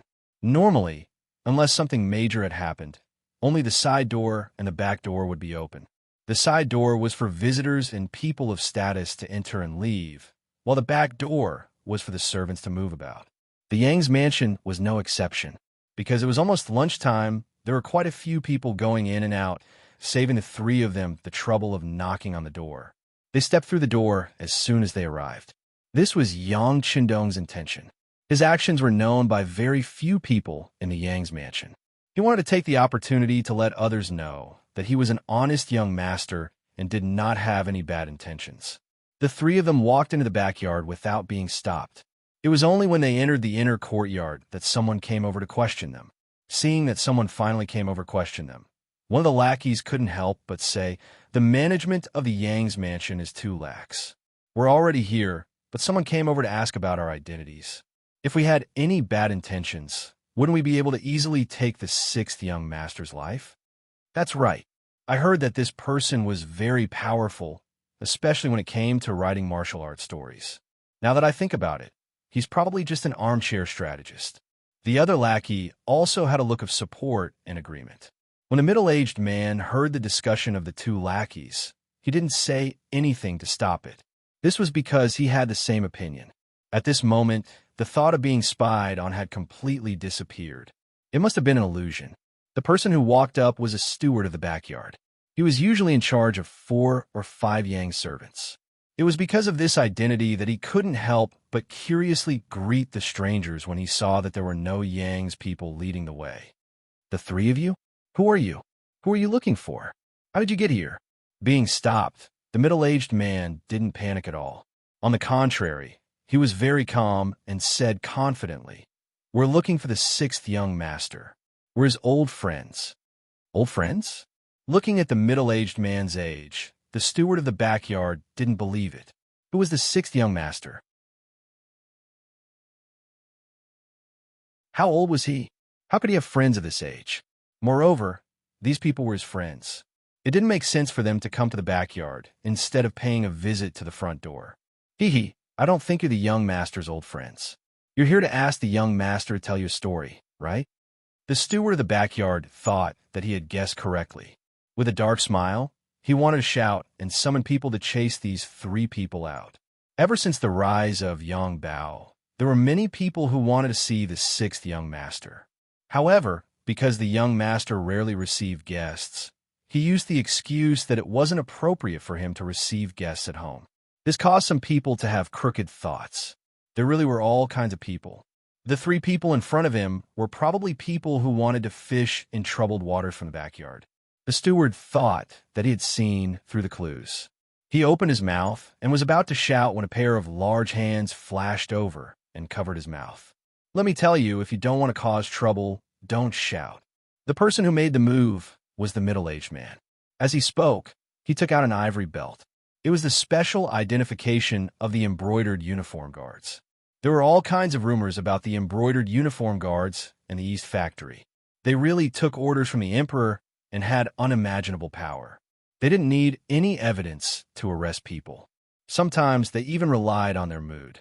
In particular, the ivory belt they used made people's expressions change. It went without saying what it represented. Now that it appeared in front of him, the steward's legs went soft and he was about to kneel on the ground. The middle-aged man used a bit of strength and lifted him up. Then, he said in a low and threatening voice, "Which courtyard is the sixth young master in?" "The north courtyard, the one in the north." Feeling the strength of the hand, as if it could break his neck at any time, the steward of the backyard answered with a pale face, "Lead the way."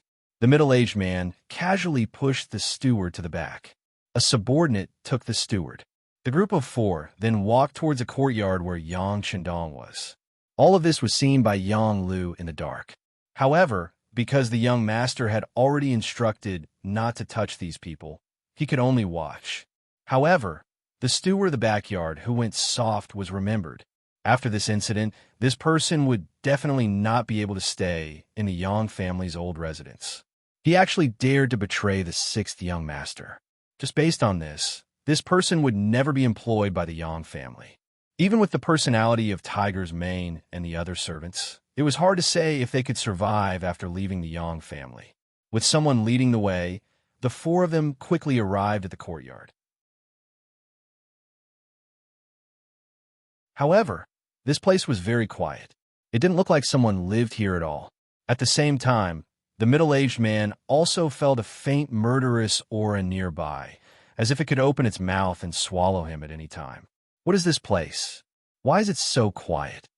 The middle-aged man's eyes were bright and full of expression as he looked around. However, he couldn't find any traces of other people.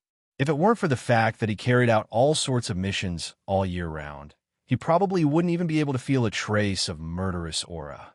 After knowing that the other party was an embroidered uniform guard, the steward of the backyard didn't have a shred of integrity. He thought that the young master had committed a crime and was about to be captured. He thought that the Yang family was finished. Thus, he didn't hide anything and pointed to a room about 20 steps away. That is the study room of the sixth young master. Because the young master likes peace and quiet, servants like us are not allowed to come here. Trash. Seeing that the person in front of him had betrayed his master, the embroidered uniform guard who was holding him snorted angrily and casually threw him to the ground. The other person took large strides forward. From the looks of it, he wanted to scout ahead and see which room the sixth young master was in. Isn't it a pleasure to have friends from afar? However, this doesn't seem to be the way of a guest, does it? Could it be that you want to show off in front of this young master? A slightly immature but confident voice rang out. Following that, a young man in a green robe walked out of the study room, followed by a beautiful maid. He held a folding fan made of ivory in his hand, appearing rather graceful. The people who had appeared were naturally Yang Chendong and Xiao Yin. With Yang Chendong's keen senses, he naturally heard the approaching footsteps and knew that someone had arrived at the courtyard. However, he didn't immediately walk out. Instead, he pointed outside the window for Xiao Yin to see. "Inner, some troubles will appear even if we don't want to. You will slowly understand this young master's intentions."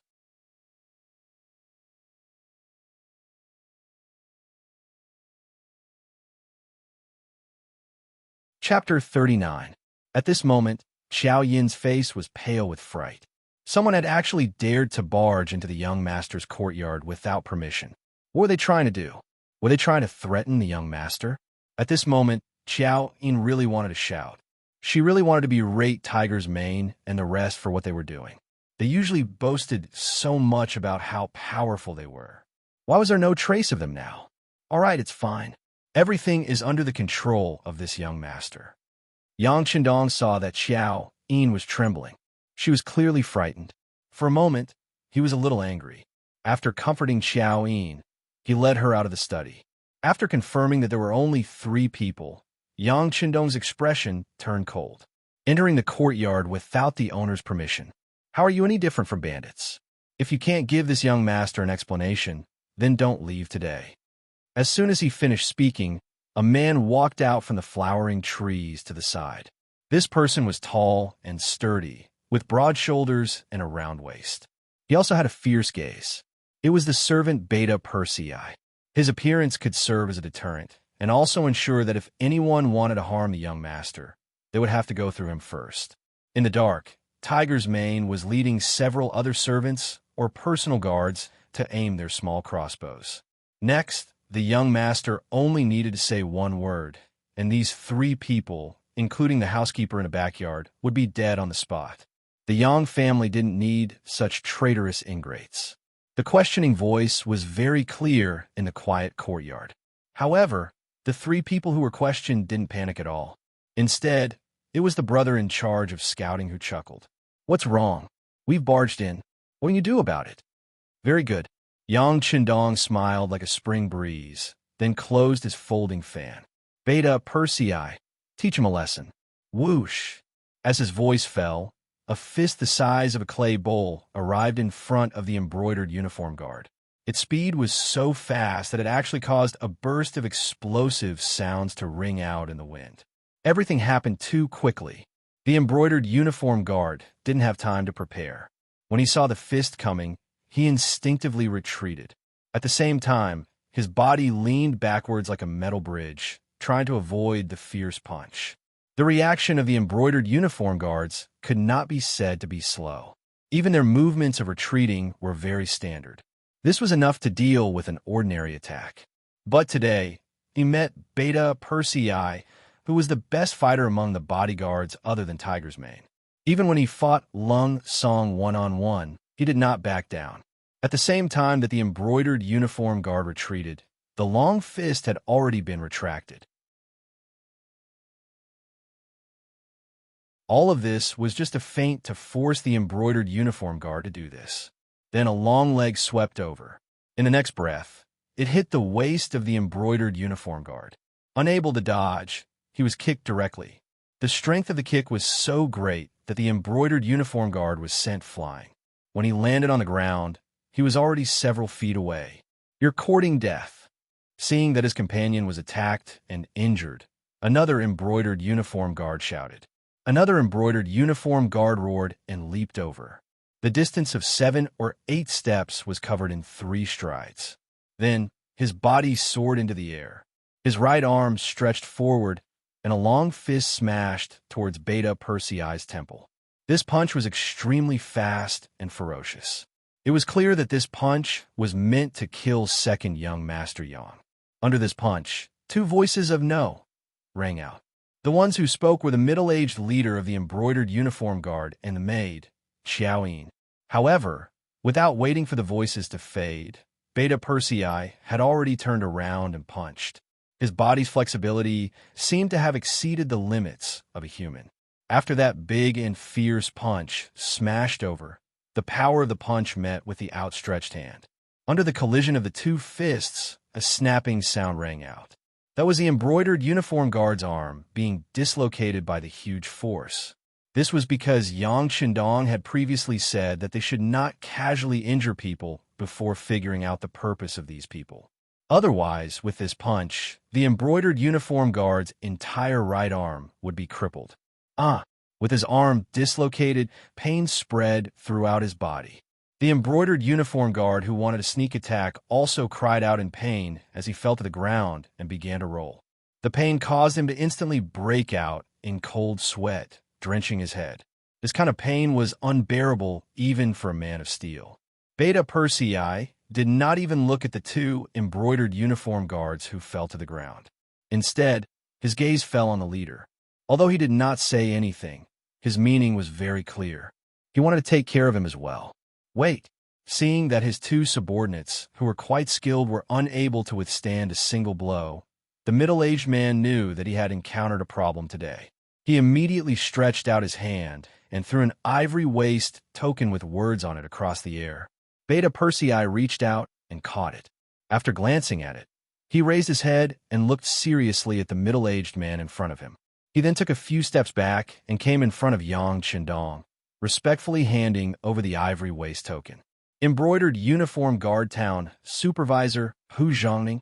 Looking at the words engraved on the waist token, Yang Qindong softly read it, but then he raised his head and looked at Hu Zhongning with a puzzled expression.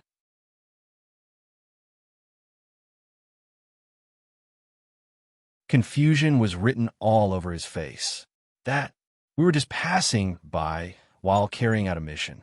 We have long heard of the sixth young master's reputation and wanted to meet him. But because of the issue of identity, we did not want everyone to know about it, so there was a misunderstanding. Hu Zhongning said with a slightly red face. He did not expect it, but because his daughter was too clingy, he had no choice but to agree to meet the sixth young master. What did he look like? What kind of character was he? This could be considered as an old father-in-law coming to see his son-in-law in advance. Who would have thought that the result would be like this? His two subordinates were beaten to the ground. If he did not reveal his identity in time, he was afraid that the next one to be injured would be him.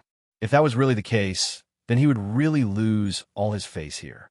Since the other party had revealed their identity and expressed their goodwill, Yang Qindong naturally would not use any violent means.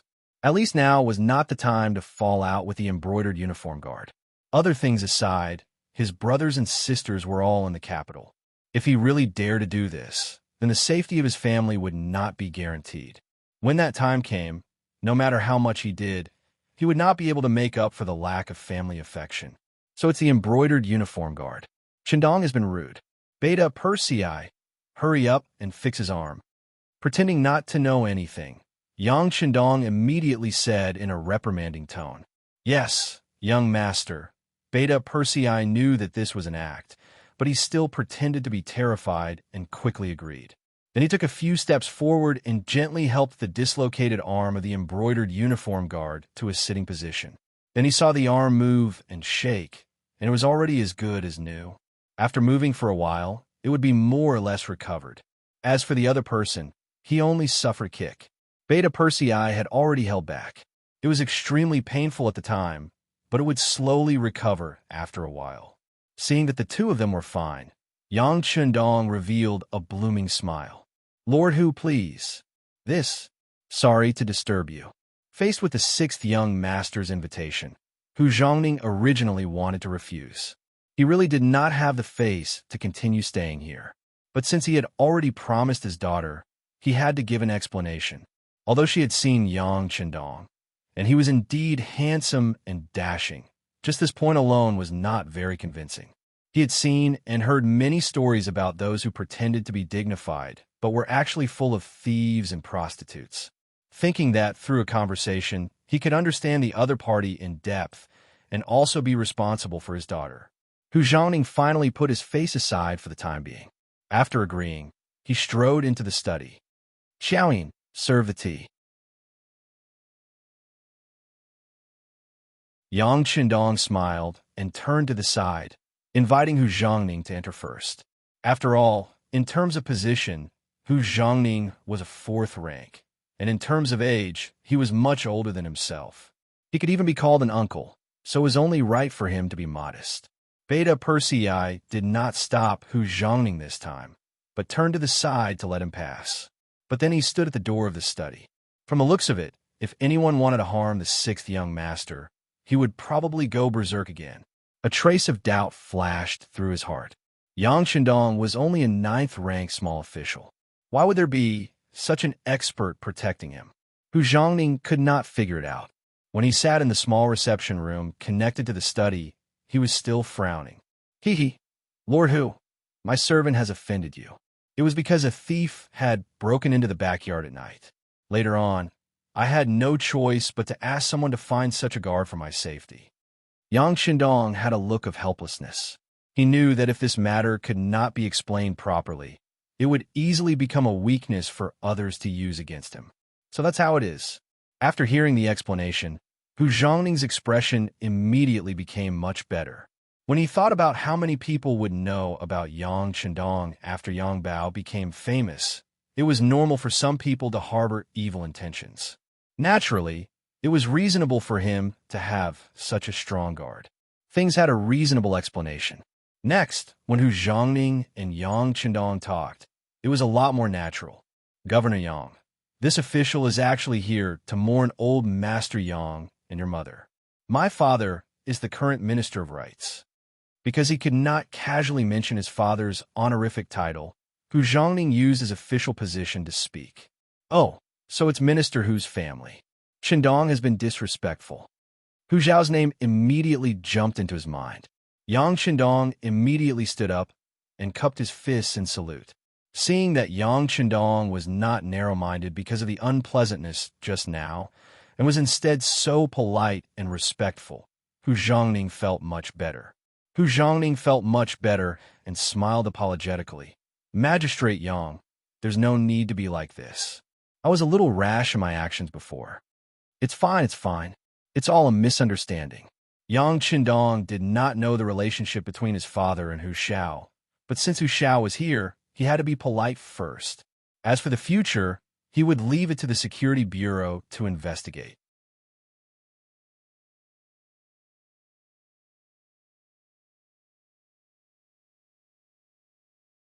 Chapter 40. Yang Qindong had no choice but to take Hu Zhongning to the praying hall since he had stated the purpose of his visit. There were temporary memorial tablets for his father and mother there for outsiders to mourn. Following Yang Qindong to the praying hall, Hu Zhongning lit the incense. Seeing that the place was unusually clean and the room was filled with the fragrance of incense, and the incense ashes were piled high in the incense burner, Hu Zhongning knew that it must have been caused by the frequent burning of incense. He couldn't help but have a better impression of Yang Qindong. A filial person couldn't be a bad person deep down. In addition, Yang Qindong treated the guests politely and spoke in a steady manner, which was much better than other young people of his age. It was a sign of his composure. Though Hu Zhongning had already stated his identity, he didn't show any intention of flattering him. It was evident that this person was a man of integrity and pride.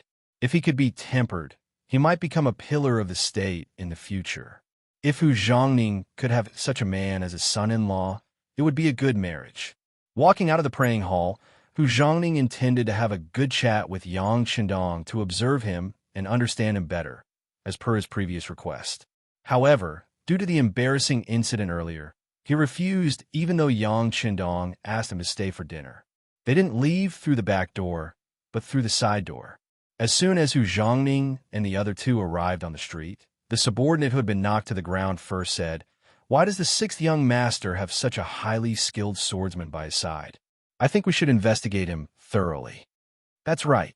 This kind of expert is a top-notch existence even in the embroidered uniform guards and the Eastern faction. If we don't investigate this kind of person thoroughly, it's really unsettling. Another subordinate also said with a face full of indignation. It was understandable that he was angry. He had taken the initiative to launch a sneak attack, but he was knocked to the ground with one move. It was truly embarrassing. Enough. Hu Zhongning didn't tell his subordinates that his daughter had asked him to visit Yang Qindong, so they didn't know why he had come. It would be strange if he didn't get angry when he heard that they wanted to investigate his future son-in-law. If you can't beat him, then go back and practice hard. What's the use of complaining here? Also, what happened today was too embarrassing. Don't tell anyone about it. As for why there's such an expert here, it's because Yang Qindong is too conspicuous and he's afraid of being targeted. Hu Zhongning took the initiative to find an excuse and reason for the sixth young master. Being targeted? I don't think that's the case, the two subordinates said stubbornly.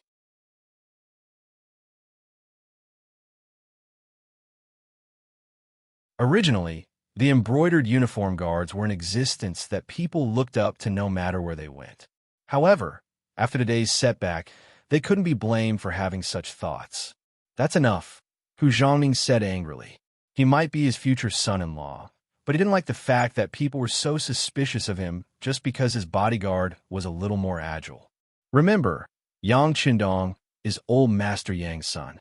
It's impossible and there won't be any problems. This was tantamount to the final conclusion. Hu Zhongning was angry. Although the two subordinates were still dissatisfied, They did not dare to say anything. They could only lower their heads and admit defeat. Hu Zhongning left. According to the information from the Security Bureau, the group of 12 people only stayed in an inconspicuous in Jiangning Prefecture for one night before leaving.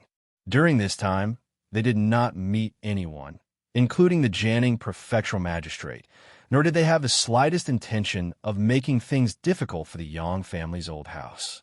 This action puzzled Yang Chendong. Could it be that Hu Xiao is really close to my father, and they really came to pay respects? Shaking his head, Yang Chendong had to put this matter aside after arranging for the Security Bureau to investigate thoroughly. In the capital, Hu Zhongning returned to his residence after handing in the official task of inspecting the guards in the south. He had just gone to see his father, Hu Xiao, and roughly explained the process of the task. When he returned to the courtyard, his daughter, Hu Yin, came to greet him. The person he didn't want to see the most right now was probably his beloved daughter. He really didn't know how to say it, especially when two of his subordinates were taught a lesson. It made him feel even more ashamed. However, his daughter was not his subordinates. Since she came to find him, he couldn't hide from her even if he wanted to. In the study, Hu Zhongning was practicing calligraphy with a brush, which was also a way to calm his mind. A fragrance came to his nose, and Hu Yin, who was in her prime, walked in happily. "Father, I'm here to pay respects to you. You've worked hard this time." Hu Zhongning's heart sank. He knew that he couldn't hide, so he pretended not to see his daughter's anxious face and continued to write with the brush. However, at this moment, the calligraphy was so awkward that he couldn't calm down. Of course, he couldn't practice calligraphy. Seeing that her father was pretending to be confused, Hu Yin, who was young and immature, asked softly, "Father, did you go?" "No." Hu Zhongning shook his head before his daughter finished speaking. He didn't want to talk about this matter, so he wanted to fool her. However, the consequences of such an answer were so serious that he obviously didn't expect it. Father, why didn't you go? Didn't you promise your daughter?" "You don't care about your daughter at all." As she spoke, Hu Yan's tone already carried a trace of sobbing. The thing he couldn't stand the most was his daughter crying in front of him. Hu Zhongning was a little annoyed and wanted to turn around and leave, but he knew that if he did so, his daughter would probably cry in the study for an hour. Sigh. Hu Zhongning, who loved his daughter, sighed and said, "You don't have to cry. I saw him." Hu Yin, whose tears were already rolling in her eyes, turned from gloomy to sunny in an instant. Her small hand couldn't help but reach forward and hold Hu Zhongning's arm. "Father, did you really go?" "Of course, why would I lie to you?" Hu Zhongning replied firmly. "But you just told your daughter that you didn't go." Who would have thought that Hu Yin would refute?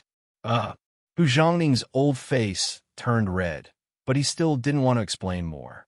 The main thing was that he couldn't afford to lose face. "Father was teasing you just now. Father has indeed seen the sixth young master. I also paid respects to old Master Yang and his wife." Speaking of paying respects to old Master Yang, this matter couldn't be false. Hu Yin also knew that this kind of matter related to the old man. Her father would never lie about it. At the same time that she was happy, she carefully asked in a probing tone, "Father, what does the sixth young master look like? What's his character like? What was he doing when you went there?" All right, I was just passing by to take a look."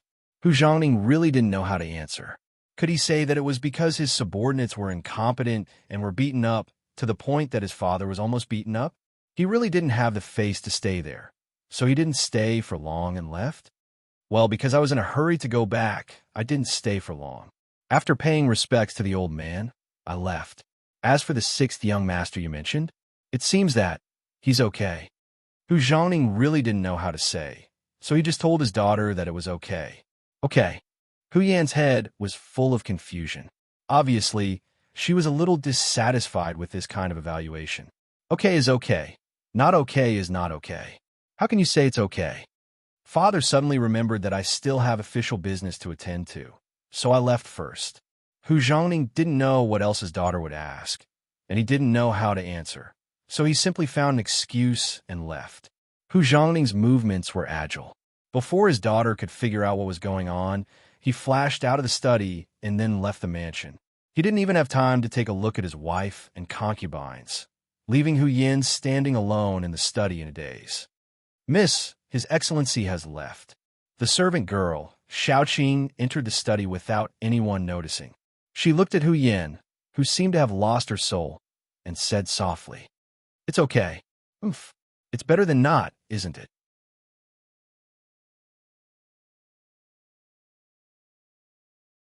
At this moment, Hu Yin suddenly figured it out.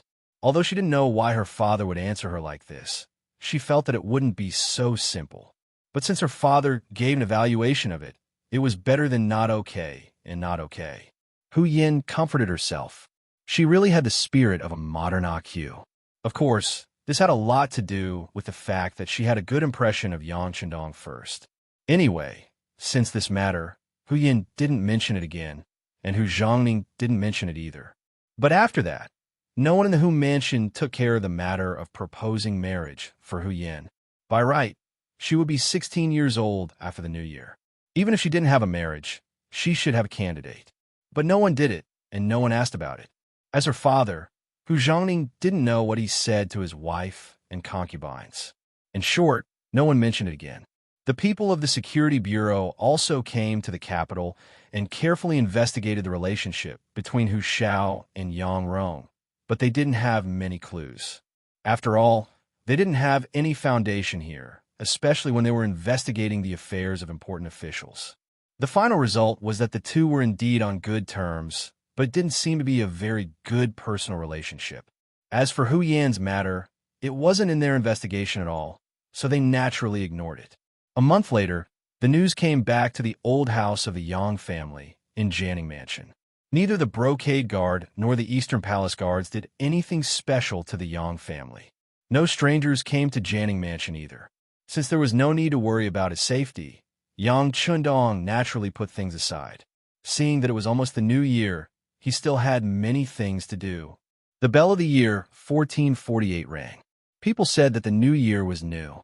But in terms of the situation in the Ming Dynasty, there were no big changes. The eunuchs were still rampant and held great power.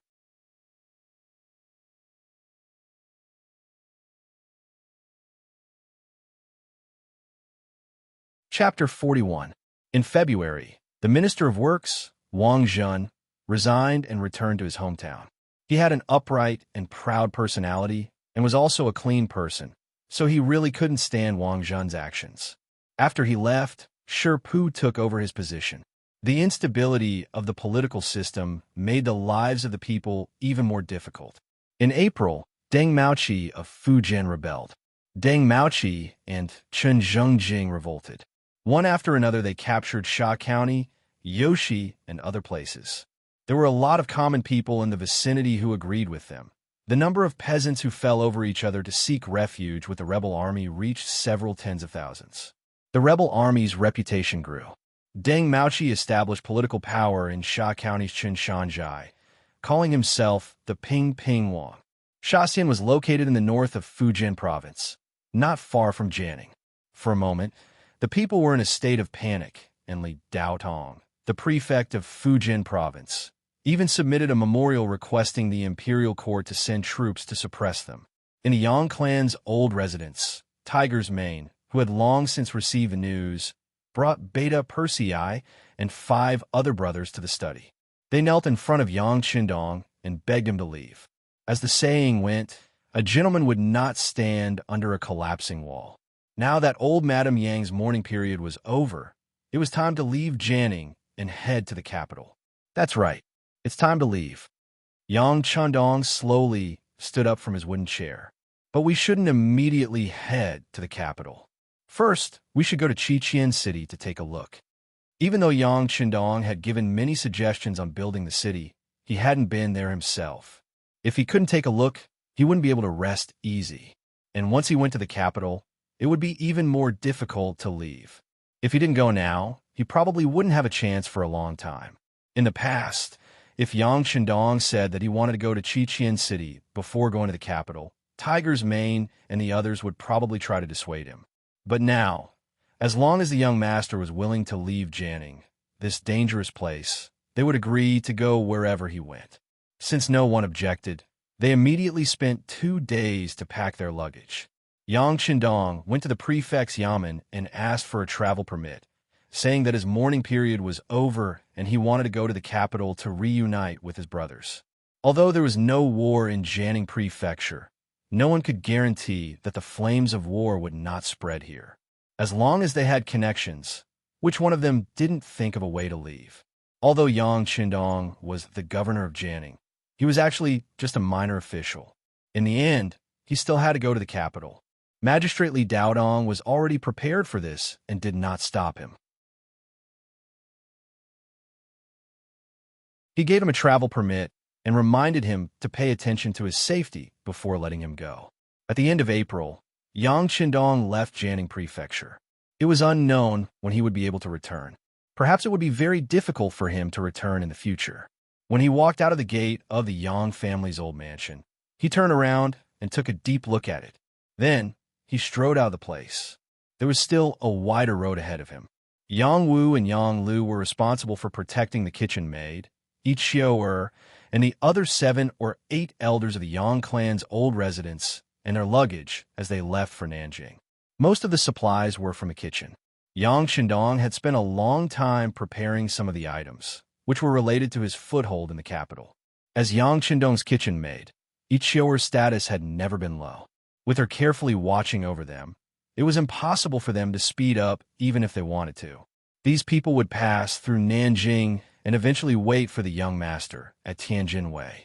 Tiger's Mane, Beta Persei, Yang Si, and Yang Qindong, who were protecting Xiaoyin, left Jiangning and headed southeast for the Black Dock. There were already ships waiting to take them to the new Qiqian city. Qiqian city had been occupied for more than half a year. At this time, it was being rebuilt according to Yang Qindong's plan. Everyone knew that this was not like the Black Dock. This place would become their new base, and it was highly valued. No one dared to do anything to the construction of the city. On the contrary, with everyone working together, the construction speed was very fast. In addition, the climate was pleasant. There was no cold in the 4 seasons of the year. The lowest temperature was only 5 or 6 degrees. The construction had never stopped, so it was not an exaggeration to say that there was a small change every day and a big change every 10 days. By the time Yang Qindong arrived, he could already see the embryonic form of a semi-modern city. Although it was semi-modern, it was because there was no electricity. Although they knew the location and direction of the rubber trees, there were still some practical problems to solve to reach that far with the navigation methods at that time. They could only wait for the advanced ships to be built before they could truly make the journey. Because of this, a new shipyard was established. With some advanced information provided by Yang Qindong, it was developing day and night. After all, as a city on the sea, the strength of the ships would always be the first. On this point, almost everyone had reached a consensus. Although there was no electricity, the straight and wide roads in the city had been built and open to traffic. It was the kind of road with 6 lanes on the left and right. For the population of Qiqian City, which was only tens of thousands of people, it was definitely enough. Even if more people joined in the future, it could also meet everyone's needs. At the same time, both sides of the Dao tree were shaded by trees. Under the circumstances of evergreen, the existence of these trees made people feel unusually cool and comfortable as they walked. It was not an exaggeration to say that they felt relaxed and happy. Not only were the sides of the road like this, but there were also such green settings everywhere in the city, reaching more than 30% of the city's proportion. The coverage of green branches could definitely be described as a garden city. For this matter, some people did not support at the beginning. They thought that a city was a place where people gathered to live. Transplanting trees in the city was simply a waste of resources. At least, other cities were not like this. Some people even took Beijing and Nanjing as examples, saying that there were many ancient capitals there, but they did not see so many trees planted in the city. It was just that because of Yang Qindong's strong influence, especially after Luan Xiaoyu and Luan Xiaochun, those excellent political teachers, they entered the army, entered the people and used their glib tongue to talk about the benefits of the sixth young master every day. It made everyone start to worship him, and there was even a faint feeling of creating a god. Of course, this god was naturally referring to Yang Chendong himself. With such a great influence, who would dare to oppose any of Yang Chendong's opinions? He was afraid that regardless of whether his superiors and subordinates could understand him or not, just the moment he returned home, his family would point at his nose and scold him. Why don't you think about it? Who brought you such a wonderful life?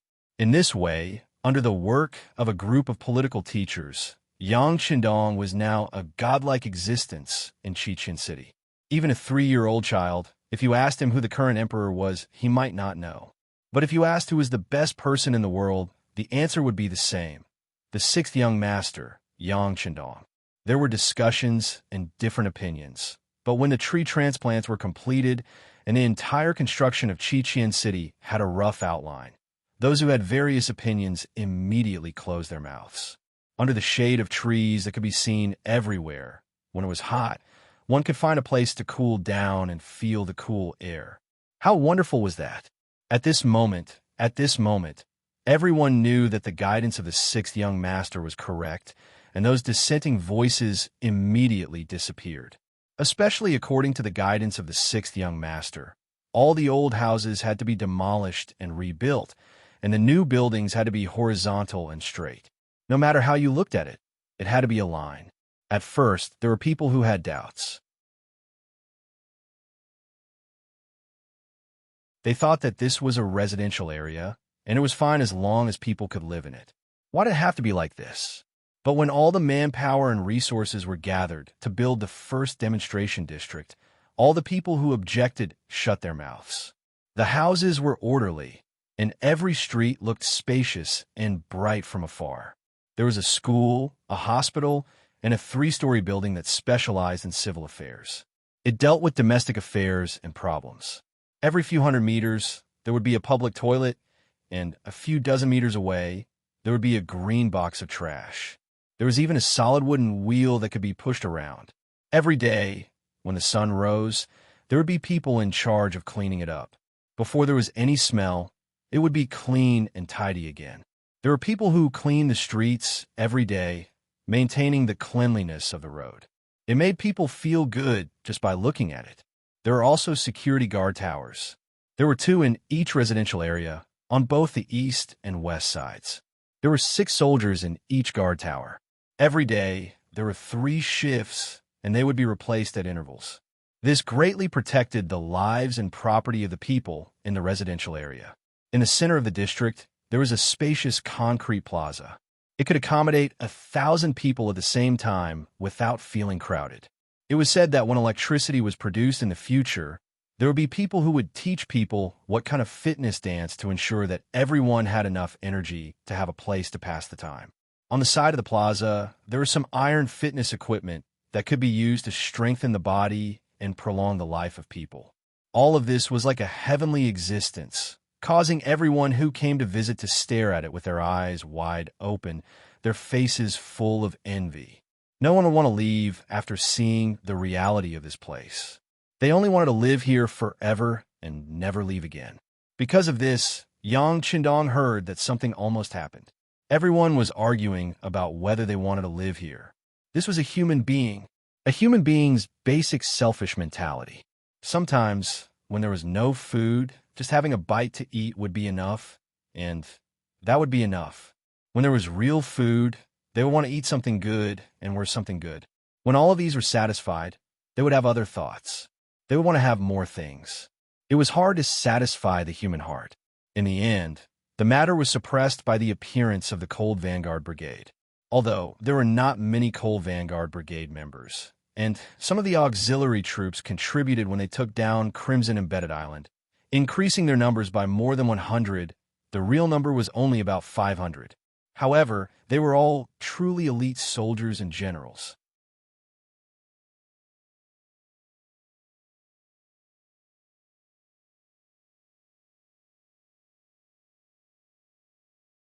Chapter 42.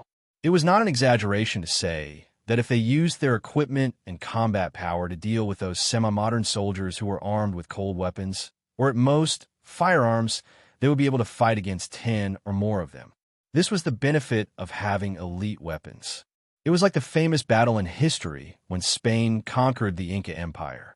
At that time, Spain only had 200 soldiers, facing the Inca Empire's 100,000 soldiers. With such a huge contrast, the result was so heaven-defying. Spain won, and the Inca Empire was destroyed. For this, Spain obtained countless treasures. Yang Shindong was very puzzled when he heard this from an old military professor in the army. Even the old professor said that not to mention 100,000 soldiers, even if 100,000 wild horses were charged at them, the result would not be like this. However, this was war. Victory was not decided by the number of people. Morale, quality of soldiers, weapons, and people's hearts were the key factors that determined the outcome of a war. The matter was forcefully suppressed by the Cold Front Brigade, and they announced the conditions for living in the residential area. Only those who had contributed were qualified to live in the residential area, and they also had to pay for it. They also promised that although there was only one residential area like this, it was just a test product. They would continue to build it in the future. In the end, those who were loyal to the sixth young master and worked hard would be able to live in such a beautiful place. Only then did the situation calm down. Therefore, the cement factory director, Jing Guang, who saw the benefits, began to increase production. He also followed Yang Shindong's suggestion and calculated the remuneration according to the work point system. The more hardworking and capable a person was, the more they would be paid. On the other hand, those who slacked off and cheated would only receive a basic salary. If they were found to be such a person for a long time, after 3 consecutive evaluations, if their work output and results were still at the bottom, they would be eliminated and assigned to other jobs. Yang Shindong was not God. It was impossible for him to give everyone a good life. He could only give those who worked hard to change their current situation a ladder to heaven, so that they could see heaven and experience the happy life there. As for those who slacked off and wanted to eat and wait for death, he could only say sorry. It was not that he wanted to give up on them, but they were the ones giving up on themselves. Everyone's curiosity was piqued by the way they were distributed according to their work and abilities. Speaking of the people of this era, especially those who were willing to leave their homes and come to Crimson City, which one of them didn't make such a choice to come overseas because they couldn't live anymore? Because of this, they all had one thing in common, which was that they were used to suffering since they were young. They already had a fixed way of thinking in their hearts, and it was already very good to be able to eat a full meal with hard work. As for a house and a real home, they didn't even dare to think about it. But now, the sixth young master had given them a very fair platform. As long as they put in the effort, they would be able to reap the rewards. Furthermore, the rewards were quick and tangible. Under such circumstances, who wouldn't work hard? It was also because of the hard work of countless people who had suffered that Crimson City could develop so quickly. Surrounded by the crowd, Yang Shindong's face was as bright as the sun as he inspected the newly built residential area that had yet to be occupied. He was already 18 years old, and in addition to his mentality that was already in his 40s, it made him look even more mature. Very good. Your progress is faster than this young master imagined. You've all worked hard. Clatter. Following the applause of the crowd, there were people like Gao Xiong and Lung Song, who were in charge of military affairs. There were also people like the furniture factory director Li Xuanfu, the cement factory director Jing Wang, the paper factory director Kong, and the glass factory director Qin Ming, and the brewery director Hong Shi. For example, Qin Ming was appointed as the glass factory director because of his outstanding ability. After Yang Shindong found enough books and information in the warehouse, the appearance of glass was not a particularly difficult problem.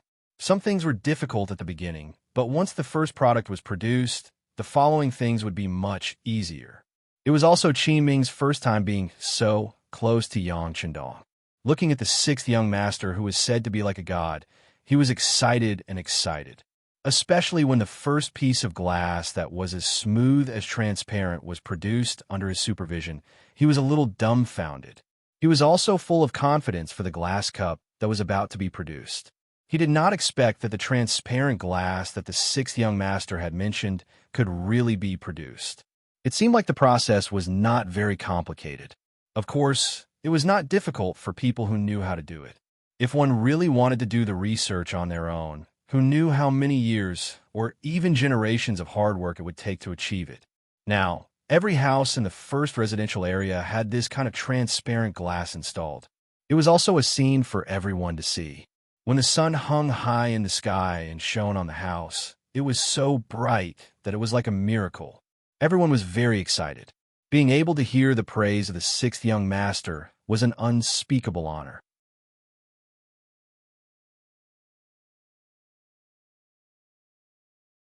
Now, everyone only wished that the sixth young master could live to 100 years old, or even live forever.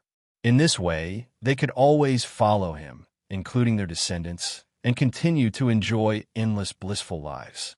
Yang Qindong, who was standing in the middle, also noticed everyone's excited mood and expression. There was never a lack of smart people and people who were willing to work hard in this world. Such people often only needed a little push to do earth-shattering things. He was acting like Bo Lu, and these people were the horses. With everyone working together, there was really nothing that could not be done. After everyone's applause gradually stopped, Yang Qindong continued with a smile. You all did very well and worked hard enough. But what I want to say is that the speed is not fast enough. Because our development will only be faster, our population will only increase, and our territory will also be bigger. So, there will be opportunities for you to show your strength and talent. I also hope that everyone can work together and strive to create one miracle after another. Good. We will definitely follow the sixth young master to create new miracles. Everyone roared loudly. At this moment, it was as if they wanted to express their excitement completely through words. After finishing his speech, Yang Hodong had a specific discussion with the directors. For example, the director of the cement factory, Jing Guang, his request was to continue increasing the manpower and material resources. Now, only a small district and the main traffic road in Chimney City were built, but there would be more districts in the future. Moreover, the current four-story district was not very tall. In the future, they could consider building higher floors to ensure safety, which would also save more land. In the future, there would be more roads outside the city to be built, and there would even be more districts similar to Chimney City to be built. All of these required more cement, and the construction speed could not be slowed down because of the lack of raw materials. When talking with the director of the furniture factory and training factory, Li Xuanfu, Yang Qindong first expressed his appreciation for their recent hard work. For example, the fitness equipment in the district was very good. He even personally tried a few of them, and they were indeed very sturdy and reliable. He also took a look at the basic furniture in the house, and he expressed his satisfaction with the appearance of a few combination cabinets. But at the same time, he reminded Li Xuanfu that he could not be arrogant and had to continue working. This was especially true when it came to the training equipment. He could not allow a defective product to occur. He hoped that these things could be used for several decades, not that they would rust and become useless after 1 or 2 years. That would be an enormous waste. Yang Qindong requested that the director of the glass factory, Qin Ming, speed up the production while ensuring the quality of the products. He had already decided that he would be going to the capital in a little while, and it wouldn't be long before these things were brought there. When the time came, there would definitely be a great deal of demand. He hoped that there would be no problems with the supply of products, and that the quality of the products had to be guaranteed. He could not ruin his own reputation, and so on. The paper factory had lived up to his expectations. After improving the technology, the first batch of toilet paper had already been produced. Although it was still somewhat crude, it was much better than the current sanitary products. While he requested Kong and to continue the modification, he also asked him to prepare for mass production. It would also enter the capital's market. After earnestly explaining to the factory directors what they needed to pay attention to, he went to the military factory, power plant, garment factory, brewery, and shipyard. This time, Lung Song was in charge of taking down Crimson City. In the original plan, they did not expend much effort to take over the entire city. The amount of ammunition consumed was also very little, but this did not mean that they would not be able to fight in the future. Therefore, it was very important to produce ammunition on their own. Fortunately, after continuous hard work and the stimulation from the other factories, they were now able to produce normal bullets for the Type 81 assault rifle and Type 95 assault rifle. Although the quantity was still very limited, it was mainly due to the lack of gunpowder reserves. However, now that they were able to produce bullets themselves, it would greatly relieve the pressure on the warehouse. Although no one had ever asked the sixth young master where the bullets and weapons came from, but it was not practical to always rely on him to transform them. It would be best if he could produce them himself. In the garment factory, under Zhou Hua's constant urging and Luan Qi's hard work, the sewing machines had been produced. The quantity was not a lot, but it was enough to protect the tens of thousands of soldiers and civilians in Crimson City. Yang Qindong requested for more sewing machines to be produced. This was because when he went to the capital, he would be importing more underwear, qipao, and even leather shoes. All of these needed to be supplied by the garment factory because it could bring in a large amount of gold and silver. You're tuning into the Romance Rendezvous YouTube channel. We're so grateful for your support, and don't forget to subscribe to join us on this incredible journey through captivating stories. Your generosity through donations truly makes a world of difference, as it's the primary source of revenue that allows me to expand and enhance this channel for you. Thank you from the bottom of my heart for being a part of this adventure.